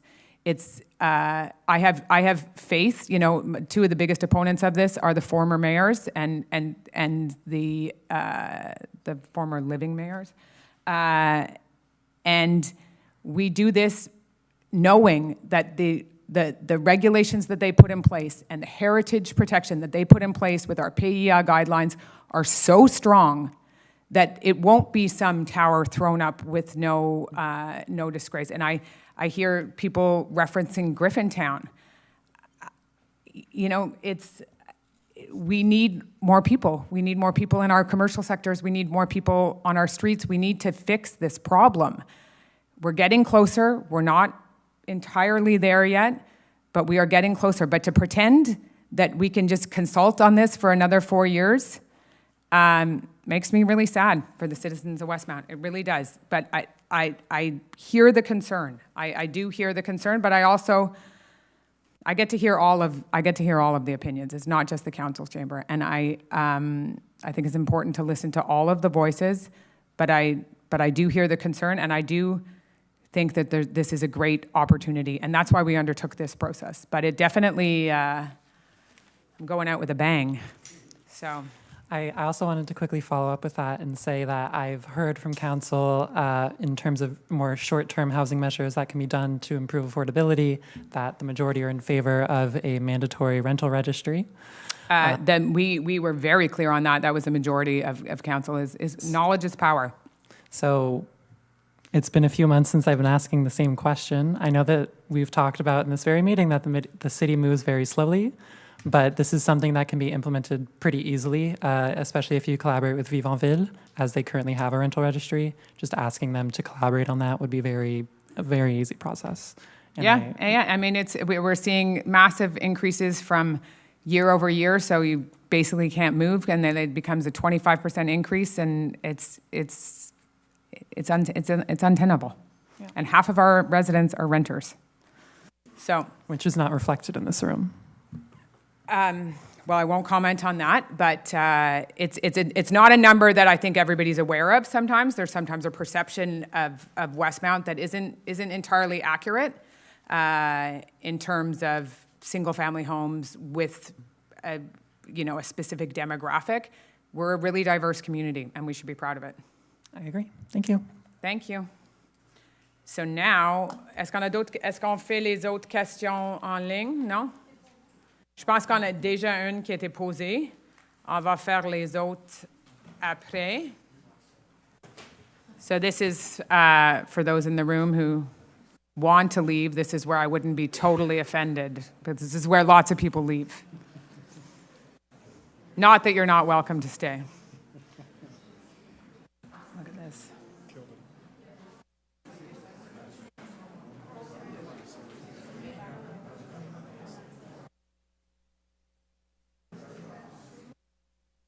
Karen. Faint praise, I guess. OK, on va commencer maintenant avec... on commence avec l'adoption de l'ordre du jour. Et c'est M. Aronson maintenant qui est le maire suppléant. Je vais attendre juste une minute pour les gens qui veulent quitter. Everybody's... Who's here?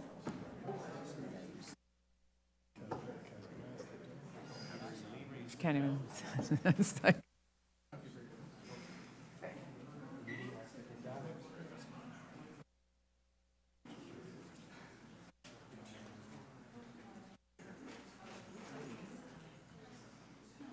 OK, on va commencer avec l'adoption de l'ordre du jour. Numéro 4, c'est M. Aronson, conseiller Aronson. Merci, Madame Mairesse. So I propose that we adopt the agenda. No problem. Thank you. you. We adopt the agenda for the regular council sitting of August the 4th, 2024, that it be adopted with the following items. I'd like to add to the agenda item 26, the purchase of a new wheel loader with bucket, dashed 9295-4221, Quebec Inc. Merci beaucoup. And also the addition of of item 27, installation and location of a cooling system, Victoria Hall. Merci beaucoup. Appuyé par Madame Bostock. All in favor? Carried. Numéro 5, number 5, approbation des procès-verbaux. C'est encore M. Aronson. Merci, Madame Mairesse. Pour numéro 5, je propose que le procès-verbal de la séance ordinaire du Conseil tenue le 7 juillet 2025 soit approuvé, puis aussi que le procès-verbal de la séance extraordinaire du Conseil tenue le 27 mai 2025 soit approuvé. Merci beaucoup. Appuyé par Conseil Gallery. All in favor? Carried. Item 6.1, les rapports au Conseil. Les 9 documents suivants sont déposés. Est-ce qu'il faut lire tous les documents? Donc, les 9 documents sont déposés. 6.2, 6.2, minutes of the General Committee of Council. Councillor Aronson. Thank you, Madam Mayor. Item 6.2, the minutes of the General Committee of the Municipal Council meetings held on May the 20th, 2025, and on June the 9th, 2025, are tabled and available on the city's website. Merci beaucoup. 6.4, le procès-verbal de la Commission des finances et de l'administration. C'est conseiller D'Amico. Pardon, vous avez manqué le point 6.3, s'il vous plaît. Oh, le 6.3, je m'excuse. Le procès-verbal du Comité consultatif sur les transports, c'est conseiller Bostock. The minutes of the Transportation Advisory Committee meetings held on May 13, 2025 are tabled and are available on the city's website. Merci beaucoup. 6.4, c'est le procès-verbal de la Commission des finances et de l'administration. The Finance and Admin Committee is Councillor D'Amico. Merci, Madame la mairesse. Les procès-verbaux des rencontres de la Commission des finances et de l'administration tenues le 1er mai 2025 et le 10 juillet 2025 sont déposés. Merci beaucoup. Le rapport de la main-d'œuvre, c'est conseiller Chamy. Workforce Report, Councillor Chamy. Merci, Madame la mairesse. Le rapport de la main-d'œuvre pour le mois de juin 2025 est maintenant déposé. Merci beaucoup. 6.6, le registre des paiements. C'est encore conseiller D'Amico. Thank you, Madam Mayor. The list of payments for the month of June 2025 is tabled. Thank you. 6.7, list of approvals in virtue of bylaw 1507 is Councillor Shammy. Merci, Madame la mairesse. Conformément au règlement 1507 sur la délégation des pouvoirs à certains employés de la ville de Westmount, la liste d'autorisation de dépenses pour le mois de juin 2025 est maintenant déposée. Merci beaucoup. 6.8, list of duties on transfer invoices, la liste de facturation des droits des mutations, c'est conseiller D'Amico. Merci, Madame la mairesse. Les listes de facturation des droits de mutation pour le mois de juin 2025 sont déposées.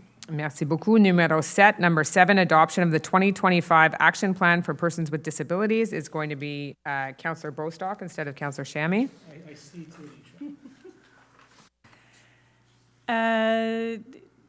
Where are we? Oh, I move that the 2025 action plan for persons with disabilities, along with the directory of accessible buildings for the year 2025, be adopted in accordance with the documents included in the decision-making file 5291.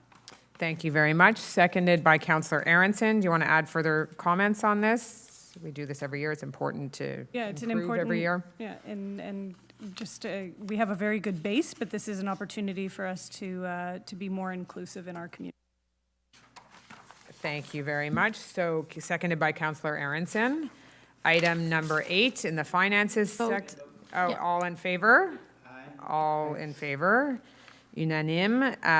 Finance, application for an occupancy permit from the MTMD, lots along Route 136, development of a park, will be Councillor Gallery. Thank you, Madam Mayor. I will read the whereases. Whereas lots 5, 5, 6, 6, 7, 7, 8, 4, 1, 4, 3, 1, 3, 9, and 4, 1, 4, 3, 1, 4, 1, and 4, 1, 4, 3, 1, 4, 2, belonging to the Ministère des Transports de la Mobilité Durable, MTMD, are located within the territory of the City of Westmount at the corner of Route 136 and Green Avenue.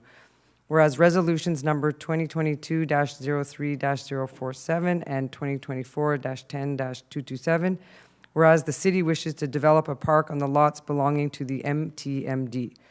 I move that the treasurer be authorized to apply to the MTMD for a community use permit for lots 5566778, 4143139, 4143141, and 4143142 of the Montreal Land Registry.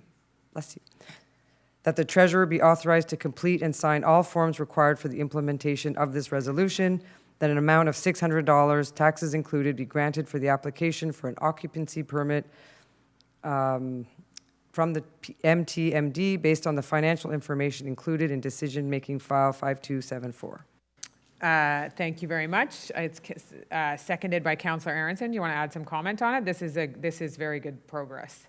Yes, well, we're long overdue. You were hoping to take possession of that land and invest some proper green spaces and maybe some park facilities. We'll see how it goes with the negotiations. And this space had, and Councillor Aronson, did you want to say something? Well, on this? as she's not here tonight, I'd like to make sure we give credit to Councillor Kez, who advocated for this project for a number of years. This is to replace and restore the park that was lost at Selby Park when the Turcotte was rebuilt. It is a file that she's followed with passion and diligence for years. And I'm very glad to see it come to fruition. I just wish you were here tonight to be able to take credit. So hopefully this can move forward and we can reclaim a bit of this space, which will be very beneficial to the families that are living on St. Antoine. Donc, appuyé par Monsieur Conseiller Aronson, all in favor? Carried. Number 9, la création d'un bon de commande Bélanger SAUVÉ, dossier 501-7 127 881-236. Et ça, c'est Monsieur Shammy, je pense. Thank you, Madam Mayor. I move that a purchase order be opened for Bélanger SAUVÉ, SENCRL, to pay the legal fees related to file number 517 127,881-236, the amount of $31,496.25, including tax credits, for a maximum amount of $34,492 even. Taxes included be granted in accordance with the financial information described in the decision-making file number 5293, and that the city clerk be authorized to sign any documents necessary to ensure the city's defense, including any action as the city's representative in the said matter. Merci beaucoup. Appuyé par, supported by Councillor D'Amico. Any further comments on this? All in favor? Carried. We now move to item number 10, purchase order, purchase of Tyco Electronics Canada, ULC products for the Hydro Westmount Network, PUB 2025-026. This is again Councillor Sammy. Thank you, Madam Mayor. I move to authorize the issuance of a purchase order for the total amount of $217,800.44, taxes included, public call for tender PUB 2025-026, and to award the contract to Lumen, une division de Sonpar Canada Inc., at the price tendered in accordance with the contract documents of the public call for tenders PUB 2025-026, and finally to allocate this expense according to the decision-making file described in number 5289.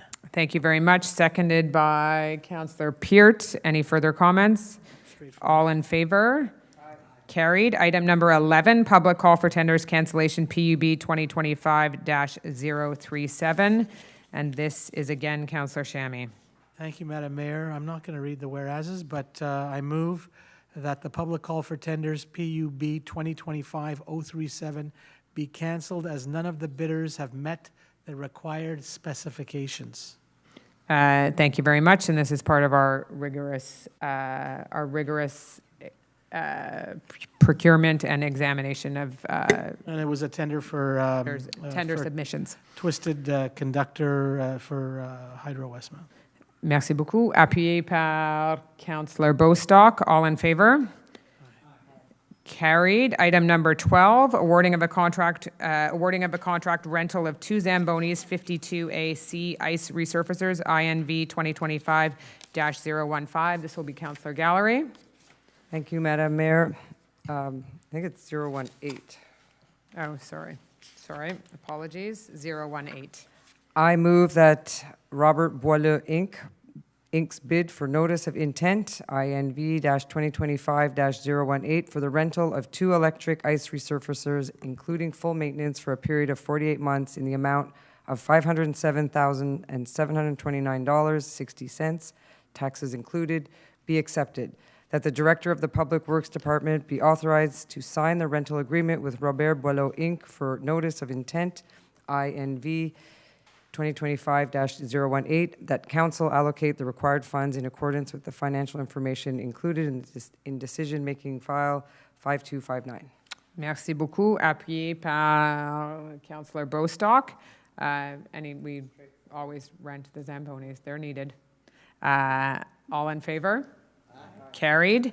Item number 13, request for proposals 2025 condition report cards for municipal buildings, DDP 2025-011. This is incredibly important as we have several buildings that need significant infrastructure investments. So this is Councillor Gallery.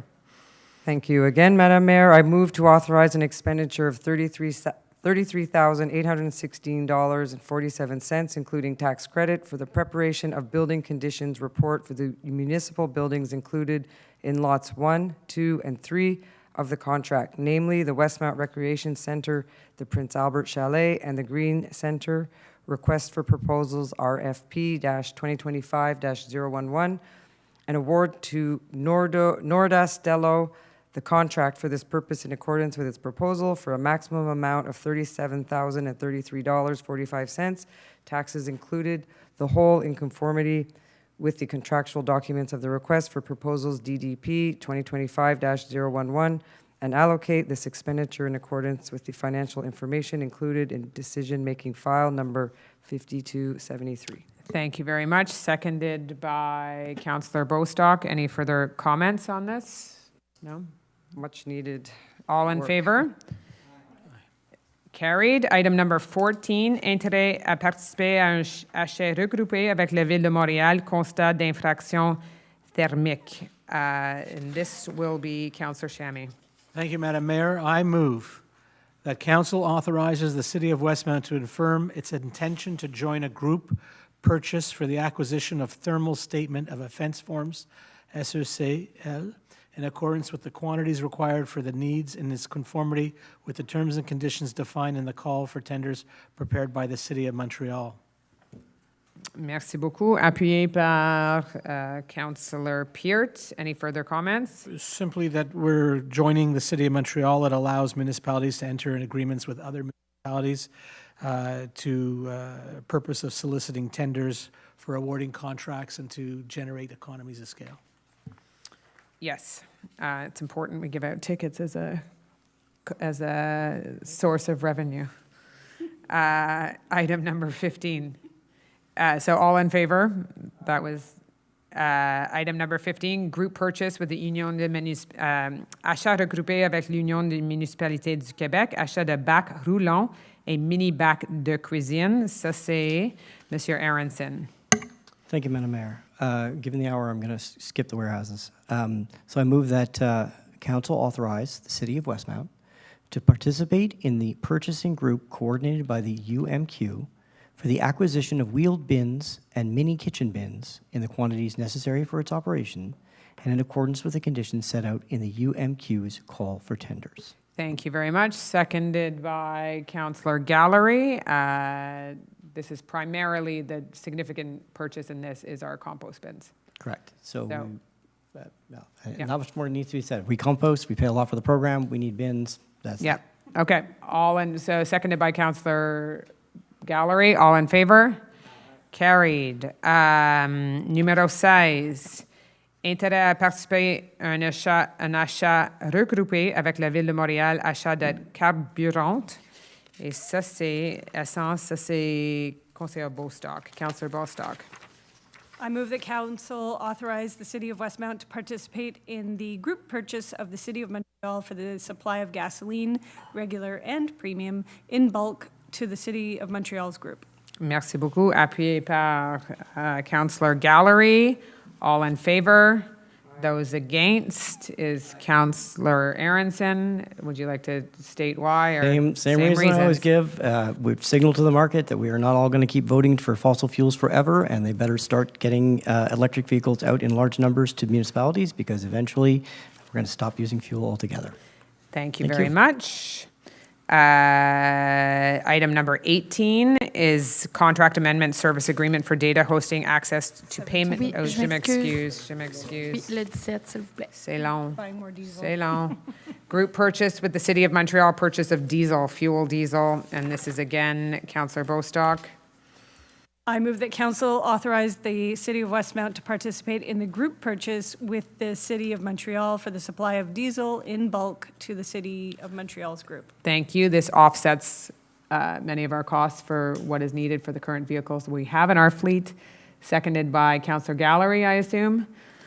You want to add anything? No? All in favor? Those against? There we go, for the same reasons. Item number 18, contract amendment, service agreement for data hosting access to payment portal and receipt of parking alerts. This is Councillor Shammy again. Thank you, Madam Mayor. I move that council authorize an expenditure of $130,000, including tax credits, to cover the costs of the use of the passport application retroactive to April 2025, and that this expense be allocated according to the financial information included in the decision-making file 5287. Thank you very much. Seconded by Councillor D'Amico. Any further comments? Okay, all in favor? Carried. Item number 19 is the Westmount Armory lease extension, and this will be Councillor Shammy. Thank you, Madam Mayor.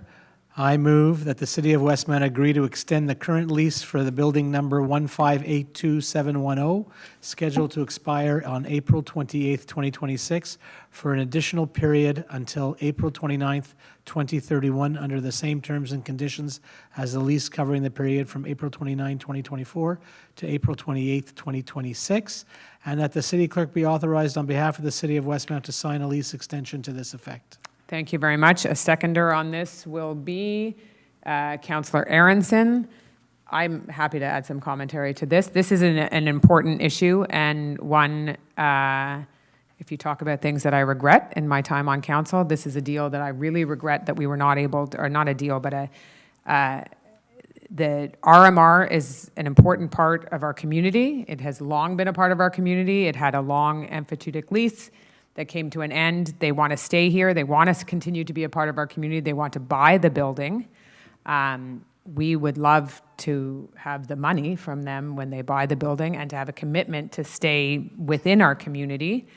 And this is blocked by the provincial government.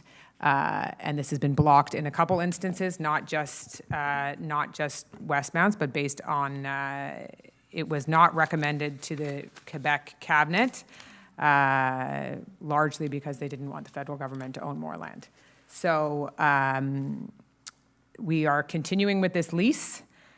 We continue to support the RMR. We're continuing to be glad that they're in our community, but I will continue to advocate that this is an important thing. If the province doesn't want to give us more money for our unbearable costs of infrastructure that we have to bear, they should be excited that the federal government would like to give us money to buy some of our land. So the lease is extended. The RMR will continue to stay there, but this lease extension by no means means that we are not continuing to push for this transaction. So I forget who seconded this. Councillor Gallery. Or Matt. Councillor Aronson. All in favor? Aye. Carried. Item number 20 is urban planning, tabling of the Planning Advisory Committee, le dépôt des procès-verbaux des assemblées du Comité consultatif d'urbanisme, le CCU, c'est conseiller Peart. Merci, Madame la mairesse. Je propose que le Conseil prenne acte et accepte le dépôt des procès-verbaux du Comité consultatif d'urbanisme, le CCU, pour les assemblées suivantes. Assemblée ordinaire tenue les 2 et 3 juillet 2025 et l'Assemblée spéciale tenue le 2 juillet 2025. C'est la demande des dérogations mineures. Merci beaucoup. Appuyé par Madame Gallery.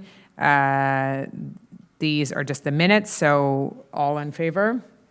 Carried. Item number 21 is again Councillor Peart and is the approval of site planning and architectural integration programs. Thank you, Madame la mairesse. I move that Council act on the recommendations of the Planning Advisory Committee, the PAC, as set out in the minutes of its regular meeting held on July 2nd and 3rd of 2025, and approve, with respect to each of them, the plans and permit conditions attached to the items listed below, as assessed in accordance with the bylaw 1305 on site planning and architectural integration programs. Thank you very much. Seconded by Councillor Gallery, and I see it's a lot of landscaping and windows and doors. That is the norm. Anything of note? No? Nope. No new buildings? Nothing. All in favor? Carried. No new 20-story buildings being thrown in there. Le 22, SPA IP application unfavorable from the PAC recommendation of 422 Wood. This is again Councillor, this is Councillor Gallery. Thank you, Madam Mayor. I will read the whereases. Whereas the minutes of the regular meeting of the Planning Advisory Committee, PAC, held on June 3rd and 5th, 2025, were tabled at the July 7th, 2025 sitting. Whereas the primary role of the PAC is to analyze and issue recommendations on any application that must be submitted to it under the Act respecting land use planning and development, CQLR, CA-19-1, as well as any other urban planning and land use application referred to it by Council. Whereas an application was submitted by the applicant in accordance with Bylaw 1305 on site planning and architectural integration programs regarding the 442 Wood Avenue. Whereas the said application does not meet the objectives and criteria of Bylaw 1305. Whereas the PAC issued an unfavorable opinion concerning said request as stated in the minutes of its regular meeting held on June 3rd and 5th, 2025, under item CCU 25-06.16 of the agenda of said meeting, whereas in accordance with Bylaw 1305 on Site Planning and Architectural Integration Programs, SPAIP, S-P-A-I-P, the Municipal Council must adopt a resolution concerning the opinion of the PAC. I move that the Municipal Council uphold the unfavorable opinion of the Planning Advisory Committee PAC as stated in the minutes of its regular meeting held on June 3rd and 5th, 2025, under item CCU 25-06.16 of the agenda of said meeting, and refuse the Site Planning and Architectural Integration Program conditions for the issuance of a permit based on the plans and documents submitted as part of permit application 2025-00292, PEEA 2025-03094, to replace the railing and aluminum work on the rear balcony at 422 Wood, that these plans and documents be attached to this resolution as an integral part hereof. No. Merci beaucoup. Thank you. Seconded by Councillor Peart. Comprehensive. I don't think we need any commentary. All those in favor? Anyone against? No? Mr. Chamy, it has to go. Yeah. No, you have to vote for or against? For. Okay, c'est bon. Merci. Item number 23, minor exemption application 9 Winchester Avenue. And this is, again, Councillor Gallery. Thank you, Madam Mayor. Bear with me. It's another long one. Okay. Whereas the City of Westmount's bylaw 1576 on minor exemptions was adopted on September 20, 2021. Whereas a minor exemption must comply with the planning program. Whereas the exemption must be considered minor in quantitative terms, in terms of environmental impact, and architectural terms. Whereas the application of the regulatory provisions targeted by the application causes serious harm to the person requesting the minor exemption. Whereas the exemption shall not hinder the owners of neighboring properties in the enjoyment of their rights of ownership. Whereas the exemption does not exacerbate safety or public health risks or affect the quality of the environment or general well-being.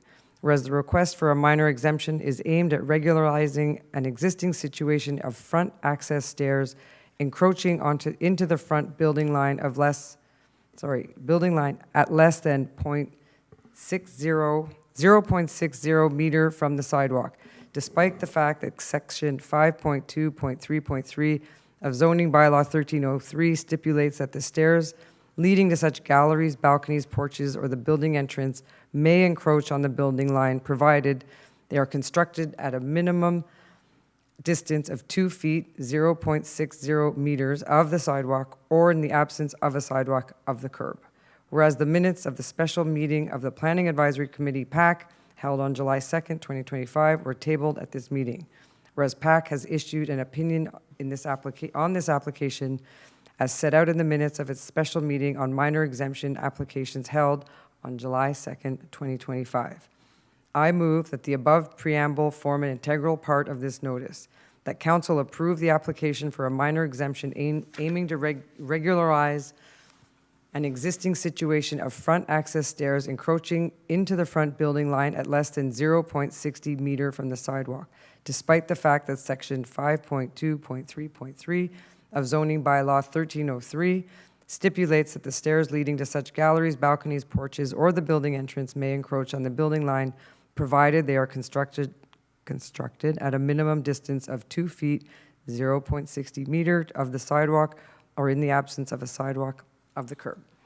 Merci beaucoup. Thank you. Seconded by Councillor Peart. A thorough way to regularize some steps. Existing. Yeah. So all those in favor?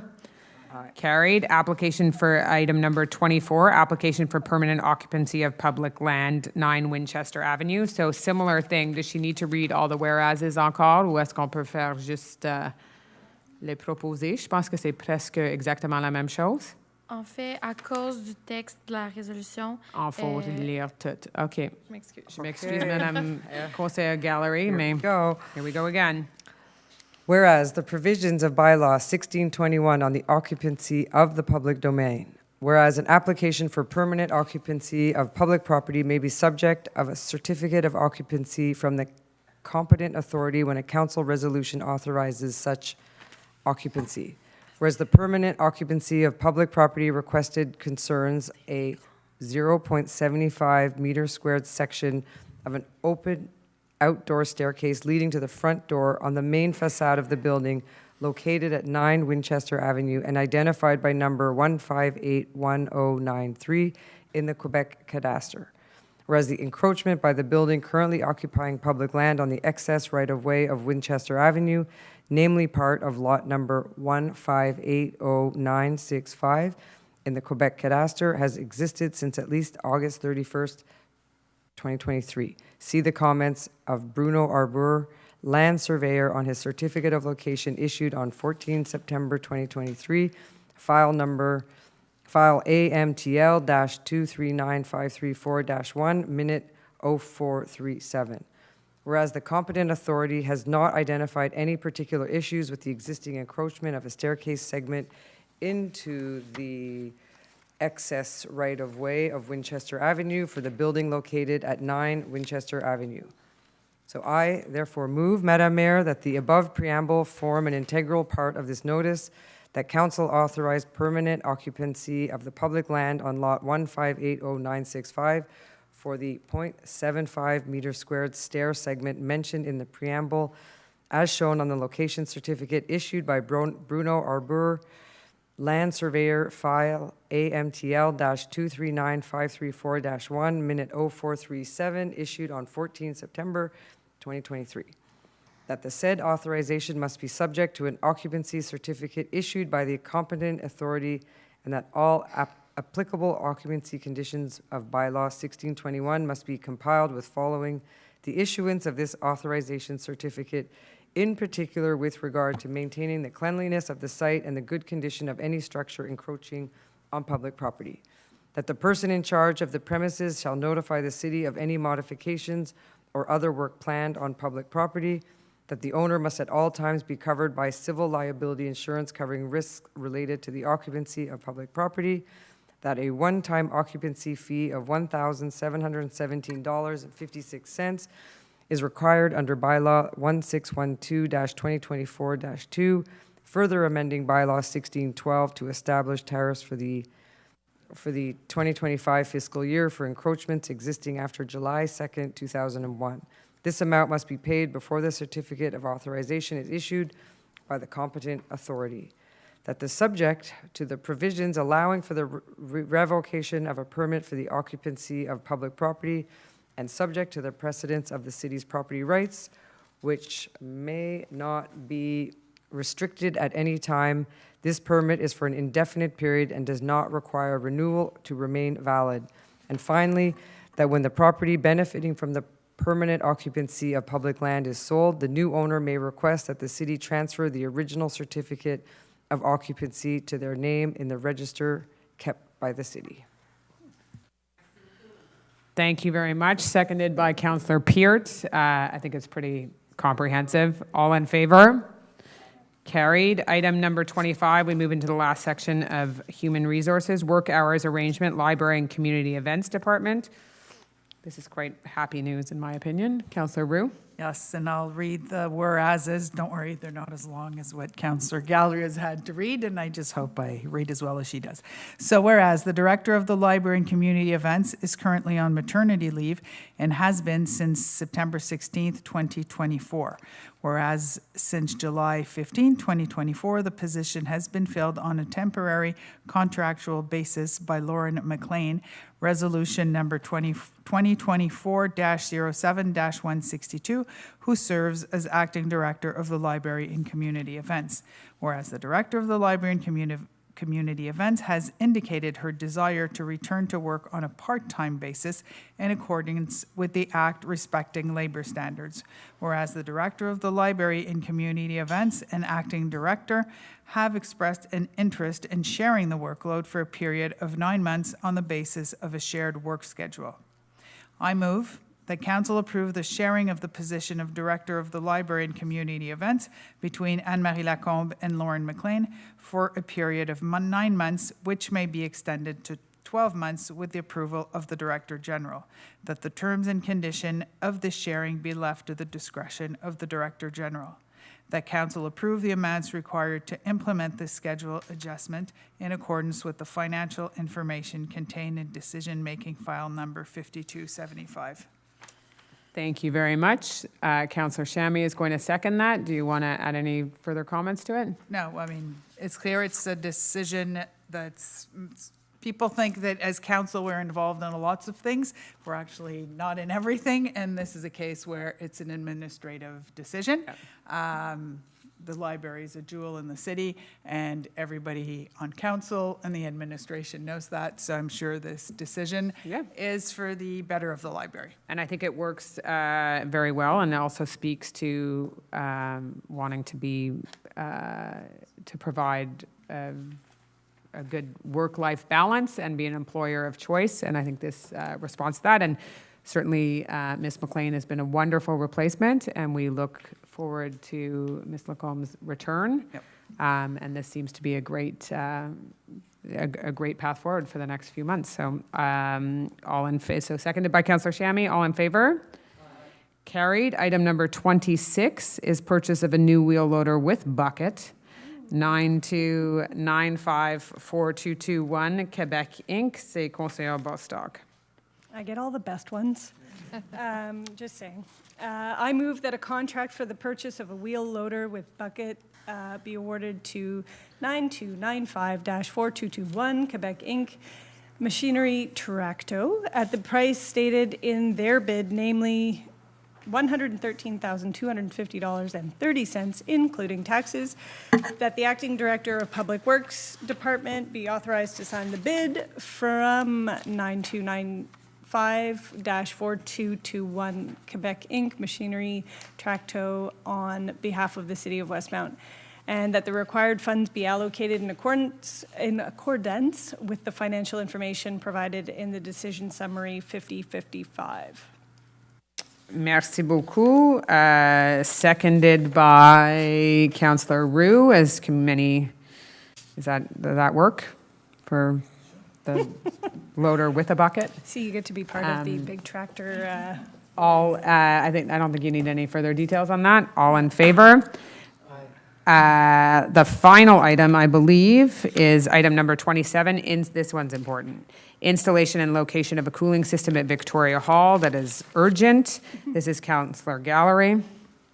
Thank you, Madam Mayor. I move that a contract for the installation and monthly rental August to October 2025 of an emergency chiller be awarded to location CVAC Inc., that the Director of Public Works be authorized to sign the contract with location CVAC Inc. for the installation and monthly rental August to October 2025 of an emergency chiller, that an amount of $64,101.98, including taxes, be allocated to this contract as detailed in the financial information provided in the summary. Merci beaucoup. Appuyé par Councillor Roux. And we've had to cancel a few events in the past couple of days and classes, and this is critical to this building. So I'm glad they're going to be able to fix it. So seconded by Councillor Roux. All in favor? Carried. And This building is also designated as an emergency cooling center. Yeah. So with summers like we're having, it's super important that it's cool. And it seems to be having an effect as well on Manoir Westmount's dining room because it's connected. So anyway, it'll be good to solve the issue. Everybody was in favor? Merci beaucoup. Now we move to the second question period. So we'll start, I guess, with, I think we only have one question left online. The people who submit the questions online get upset when I wait till the end of the night to answer them. Quatre? 3. Okay. We will start with this group here, and then I will go to the online questions, and then we'll go back to in-person questions. Welcome. I think the mic is on. Mr. Cohen, you have to state your name. Robert Cohen. My first comment, and then I'll ask the question directly about the PPU. I commend you as a council and I've been at several council meetings now, for the time you take to listen to people on all sides of a question. It is the democratic process in play. You mentioned Trump earlier, and it's a far away from that kind of process. So I commend you as council and all the work you put into it. Thank you. I'll come specifically to the PPU. My understanding, and you can correct me if I'm wrong, but my understanding of the PPU process for approval is that council has to approve on 2 readings, and then there's a final approval by you, by the council, in terms of the overall PPU. No, we have one more approval. The final approval. Yeah. Okay, because my understanding is that the first one was on the 27th of May. When was the second one? It's September. It is scheduled for September 8th. Ah, okay. So it still hasn't happened, but it's scheduled for September 8th. Yeah. And that was what it was originally. Yeah. Okay, fine. That's the answer to my question. Yeah. I want to make sure. I think an important, just want to clarify one thing of the next steps of this. Once approved by, or once voted upon, and I don't want to say approved because I don't ever want to presume a vote. If it were to be approved, it is then sent to the agglomeration where it has to be further vetted and approved there. So there are more steps to this. Okay, but the second address, the second approval level at council is on September the 8th? Yes. The final quote, okay, whatever that is September the 18th, and then it has to go to the agglomeration for... No, September the 8th. September... What is September the 8th? Yes, okay, September the 8th. The final vote, the next vote and final vote is September the 8th.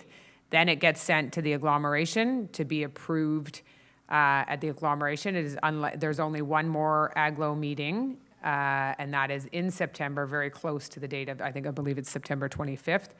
So the likelihood of it on that agenda is very, very low. So, Councillor Aronson, you wanted to... Well, let me just get clarification. Let me get clarification. The first time it was brought to council was on May the 27th? Yep. Okay. Is there not something between that and the final approval that also has to be done by council? No, that is the final approval. I think when we had to have the public assembly after the 27th. So I think Councillor Aronson wants to, he will answer So this. I think I understand where the confusion may be arising. Legislation that is introduced at the federal and provincial levels require 3 readings. And so it is normal in Canadian democracy to expect you're going to see the thing 3 times, and the final vote is the one that enacts it. Unlike that process, at the municipal level, specifically for an adoption of a special planning project of this kind, there are 2 readings. We did one on May the 27th. We are obligated to ensure that the public has an opportunity to comment on the proposed bylaws. We did that on June the 18th.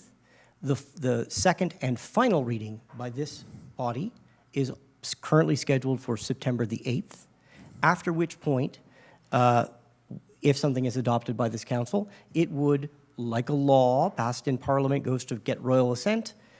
We don't get to interact with His Highness. Instead, we send it off to the Aglo, who will then review it for conformity and issue a conformity certificate.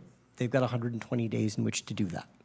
So the process is, we introduce it, it's discussed in the community, we have a big meeting, and then if any changes are made, they're made, adopted at the second reading, and then sent off for certification by the next level of government. Does that make sense? But it means that the second reading, which is scheduled for September the 8th?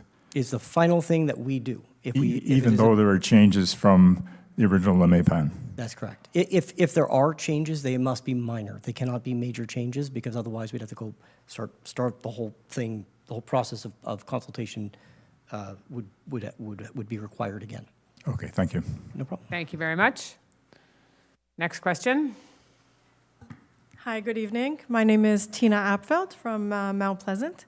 I noted and wanted to bring to the attention of council that your final meeting is scheduled for October the 1st at a time which conflicts with Yom Kippur, which would preclude any traditional Jewish members of the community from attending. We always your take- last meeting. We always check that. Is that?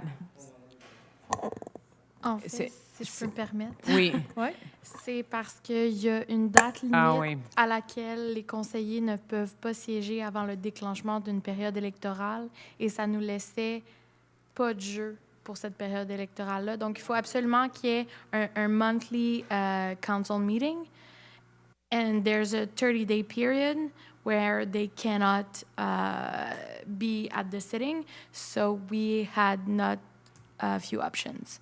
So We it only had was- one option then. It's October 1st has to be that day. Does it have to be at 7 p.m.? No. We could always change the hour, but we would need to publish a public notice beforehand. Okay. So not ideal, but we do, by law, we are obligated to have one per month, even in an election time, but we can't have it with it, like, it's strange. Oui, je comprends très bien ce que vous dites. Je voulais attirer votre attention à cet fait, puis s'il y a une façon de vraiment inclure tout le monde. Et si on change l'heure, est-ce que vous pensez que ça l'aide? Or if we change the hour, does it? C'est tôt dans la journée, peut-être le matin. I mean, it's my birthday, so I don't actually mind Non. not being here that night. Si ça peut And être my last comme à council 8 heures le meeting. matin, 9 heures le matin. Yeah. Okay, we will take that. Yeah, we will take that into consider, and it is. We always take into account holidays. So thank you for raising it.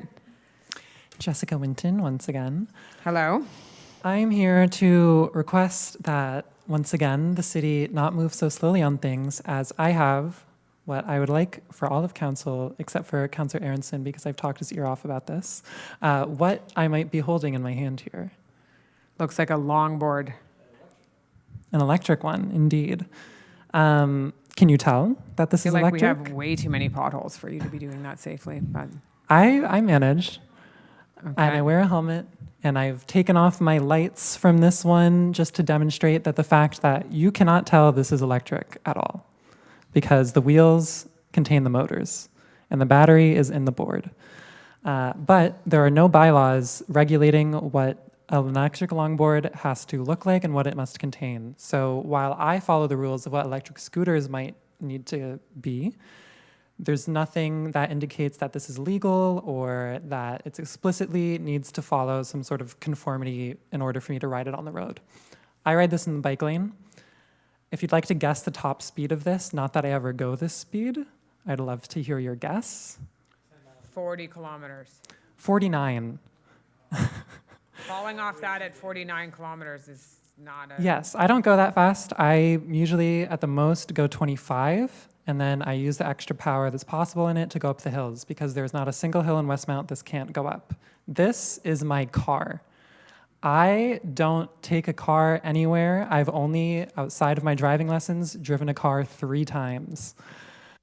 This can get me downtown to NDG and back on a single charge. I can get up the hill, I can go downtown in 8 minutes, including parking or whatever, because this fits in a locker. However, I'd like to ask the city to please, once again, move faster on adapting new technologies such as this in order to make it more feasible for other people to adapt, because I So, really love this. Thank you. Careful what you wish for in asking for bylaws on regulating this. But it is, for sure, we need to update some bylaws on micromobility, in particular around scooters. But what we're seeing is a lot of scooter accidents. Yes. So clearly we need to limit speed. The smaller wheels are a problem. I find the small wheels of this are still fine. The speed doesn't affect it that much. Most of the time, your momentum will carry you over most potholes. That's certainly something probably the traffic advisory committee should be looking at in terms of some more regulations around the micro mobility side of things. But just to be all-encompassing of not, exclusively looking at electric scooters, Yeah. because I don't want to be punished as a safe rider compared to other people. I wear a hoodie in 35-degree weather just in case I fall so I don't skin myself on the ground. Okay, well, oui? Is this in the remit of our city as a demerged city? I don't think that it is. This is a vehicle and that it will be subject to the The aglo moving at vehicle. at the minimum, and at likely, and don't get me wrong, I love your skateboard. Okay, I am skeptical if that is something that we have any authority or jurisdiction to regulate either up or down. In terms of moving violations or whatever, What I see from now is maybe provincial regulation, because you use it on public domain. So Code de la sécurité routière, maybe I'd have to check. I don't think it's an aglo kind of thing, but I would check with provincial government regulation first. Okay. 'Cause So if if I we can remember bring it to the correctly, TAC, I think that's I think it is a provincial, it's under provincial, because it's a vehicle, and the vehicles are defined at the provincial level. But and you'll correct me if I'm wrong, which often happens, is that the cities and the aglo can decide what level of enforcement they're going to exercise. Right. And they leave it to the discretion of the police. And so, yes, you're not supposed to have an electric bike that can go over, I think, 32 kilometers an hour. But as you know, there are plenty that do, but they're not enforced. But the letter of the law says that you cannot. Right. And I'm just hoping that Westmount enables bylaws that can allow other people such as myself to be safe while writing these things, because not many people do. But I'd really like to see more of these be adopted, because again, I don't need to own a car.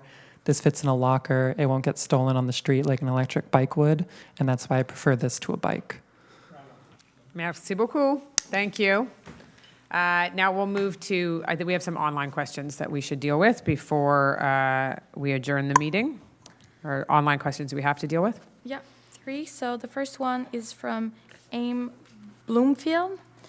So 3 traffic lights in our city are much too short, only 8 seconds.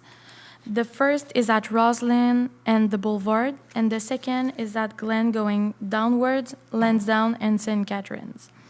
My question, will you authorize or instruct our traffic people to extend the green light sequence to 15 seconds, or at least to a longer period of green so that more than 3 cars can pass on the green light? I think most of our residents will have experienced this small problem. Thank you very much. We do get feedback on our lights and the coordination of them. I'll hand it over to Councillor Bostock, who sits on the TAC, the Traffic Advisory Committee. So for the Roslyn light, it was actually extended. So it's possible that the light cycle might have changed because of the construction work that's happening on the boulevard right now. And I suspect that once that construction is finished, it'll go back to the extended cycle. But I think there's always, when there's construction, the light cycles get out of sync, just like they are currently out of sync on Sherbrooke Street. And then the second one was... Was it the Glen? The Glen, I agree. We've been talking about that one for a while, so yes. We actually have a meeting on the 12th. So maybe while the Glen is being closed over the next couple weeks, this would be an opportune time for us to look at the light cycle of that corner. So thank you for your question. Next one from Jim Richards. In a recent article in the Montreal Gazette, former Westmount mayors Peter Tran and Karen Marks are asking why Westmount hasn't invoked its designation as an exceptional heritage sector to get an exemption from higher building density requirements that are to be introduced next year by the Communauté Métropolitaine de Montréal, CMM. Has Westmount submitted a request to obtain such an exemption, and if not, will it do so before voting on the PPU? Thank you very much, Mr. Richards, for your question. We had answered it earlier, a very similar question, but I'll repeat it just in case because you're asking online. The PMAD was adopted in June. The densities set out in that document are those that will be required in the agglomeration's schéma d'aménagement and then in our planning program, which also includes the future SPP. So these are all linked. And we are dealing with the 2025 PMAD, not the 2012 requirements, and they're quite different. The PMAD also sets out the parameters governing any request for exclusion. First, only agglomerations and MRCs can apply to the CMM for an exclusion. It is then clearly stipulated that agglomerations may exceptionally, with justification, request exemptions from density thresholds in the following specific situations: heritage protection, when there is a need to protect areas with heritage components of interest, where densification could compromise their heritage components. The southeast sector, particularly St. Catherine Street, is certainly not what we can call, we would not refer to this as an exceptional heritage sector. It's even discussed in in the heritage map. Anyone who claims to be exempt from density thresholds on the grounds of heritage protection must take into account Parks Canada's designation of Westmount's District National Historic Site includes most of Westmount, but not this area. Our own character areas document recognizes that this area has undergone tremendous change over the years due to the demolition of its much older stock of buildings being replaced by newer, not always harmonious buildings. The Southeast has had few buildings of significant heritage value, and when I talk about the Southeast, I'm just referring to what's currently in the PPU, so St. Catherine Street and the Tupper parking lots. So the Southeast has had few buildings of significant heritage value, has a few buildings. There are a few buildings in the area, Dawson College and the Atwater Library, but none of them are compromised or directly impacted by the potential new construction. On the contrary, the SPP provides several tools to ensure their preservation and that the integration of neighboring constructions must take them into account and done carefully. Consequently, now that the PMAD has been adopted, it's impossible to attain such an exemption without going through the agglomeration. It would be presumptuous at this point to believe that such a request would be accepted. Ultimately, beyond our density obligations, we believe it is more important to demonstrate the reasons behind this approach to revitalize an area with immense potential and to help resolve the issue of housing accessibility through means available to us at the municipal level. So I hope that clarifies things a little bit. I think there was some confusion between the 2012 document and the 2025 document, which has just recently been adopted, and we are obviously dealing with the 2025 document and the rules set out in that. Which are very clear and reflect a very changing time. So thank you for your question. Next one, if we have any more online. This is the last one. So from Daniel Lambert. Over the past several years, the condition of the Lansdowne Glen bike path has seriously degraded and now consists mainly of broken asphalt and puddles. Asphalt patches by public work never last long. The surface is so unsafe that most cyclists now ride the driving lane on the sidewalk. This bike route is the second most popular in Westmount after, there's a typo, I'm not sure. J'imagine after de Maisonneuve. Yeah, well, good.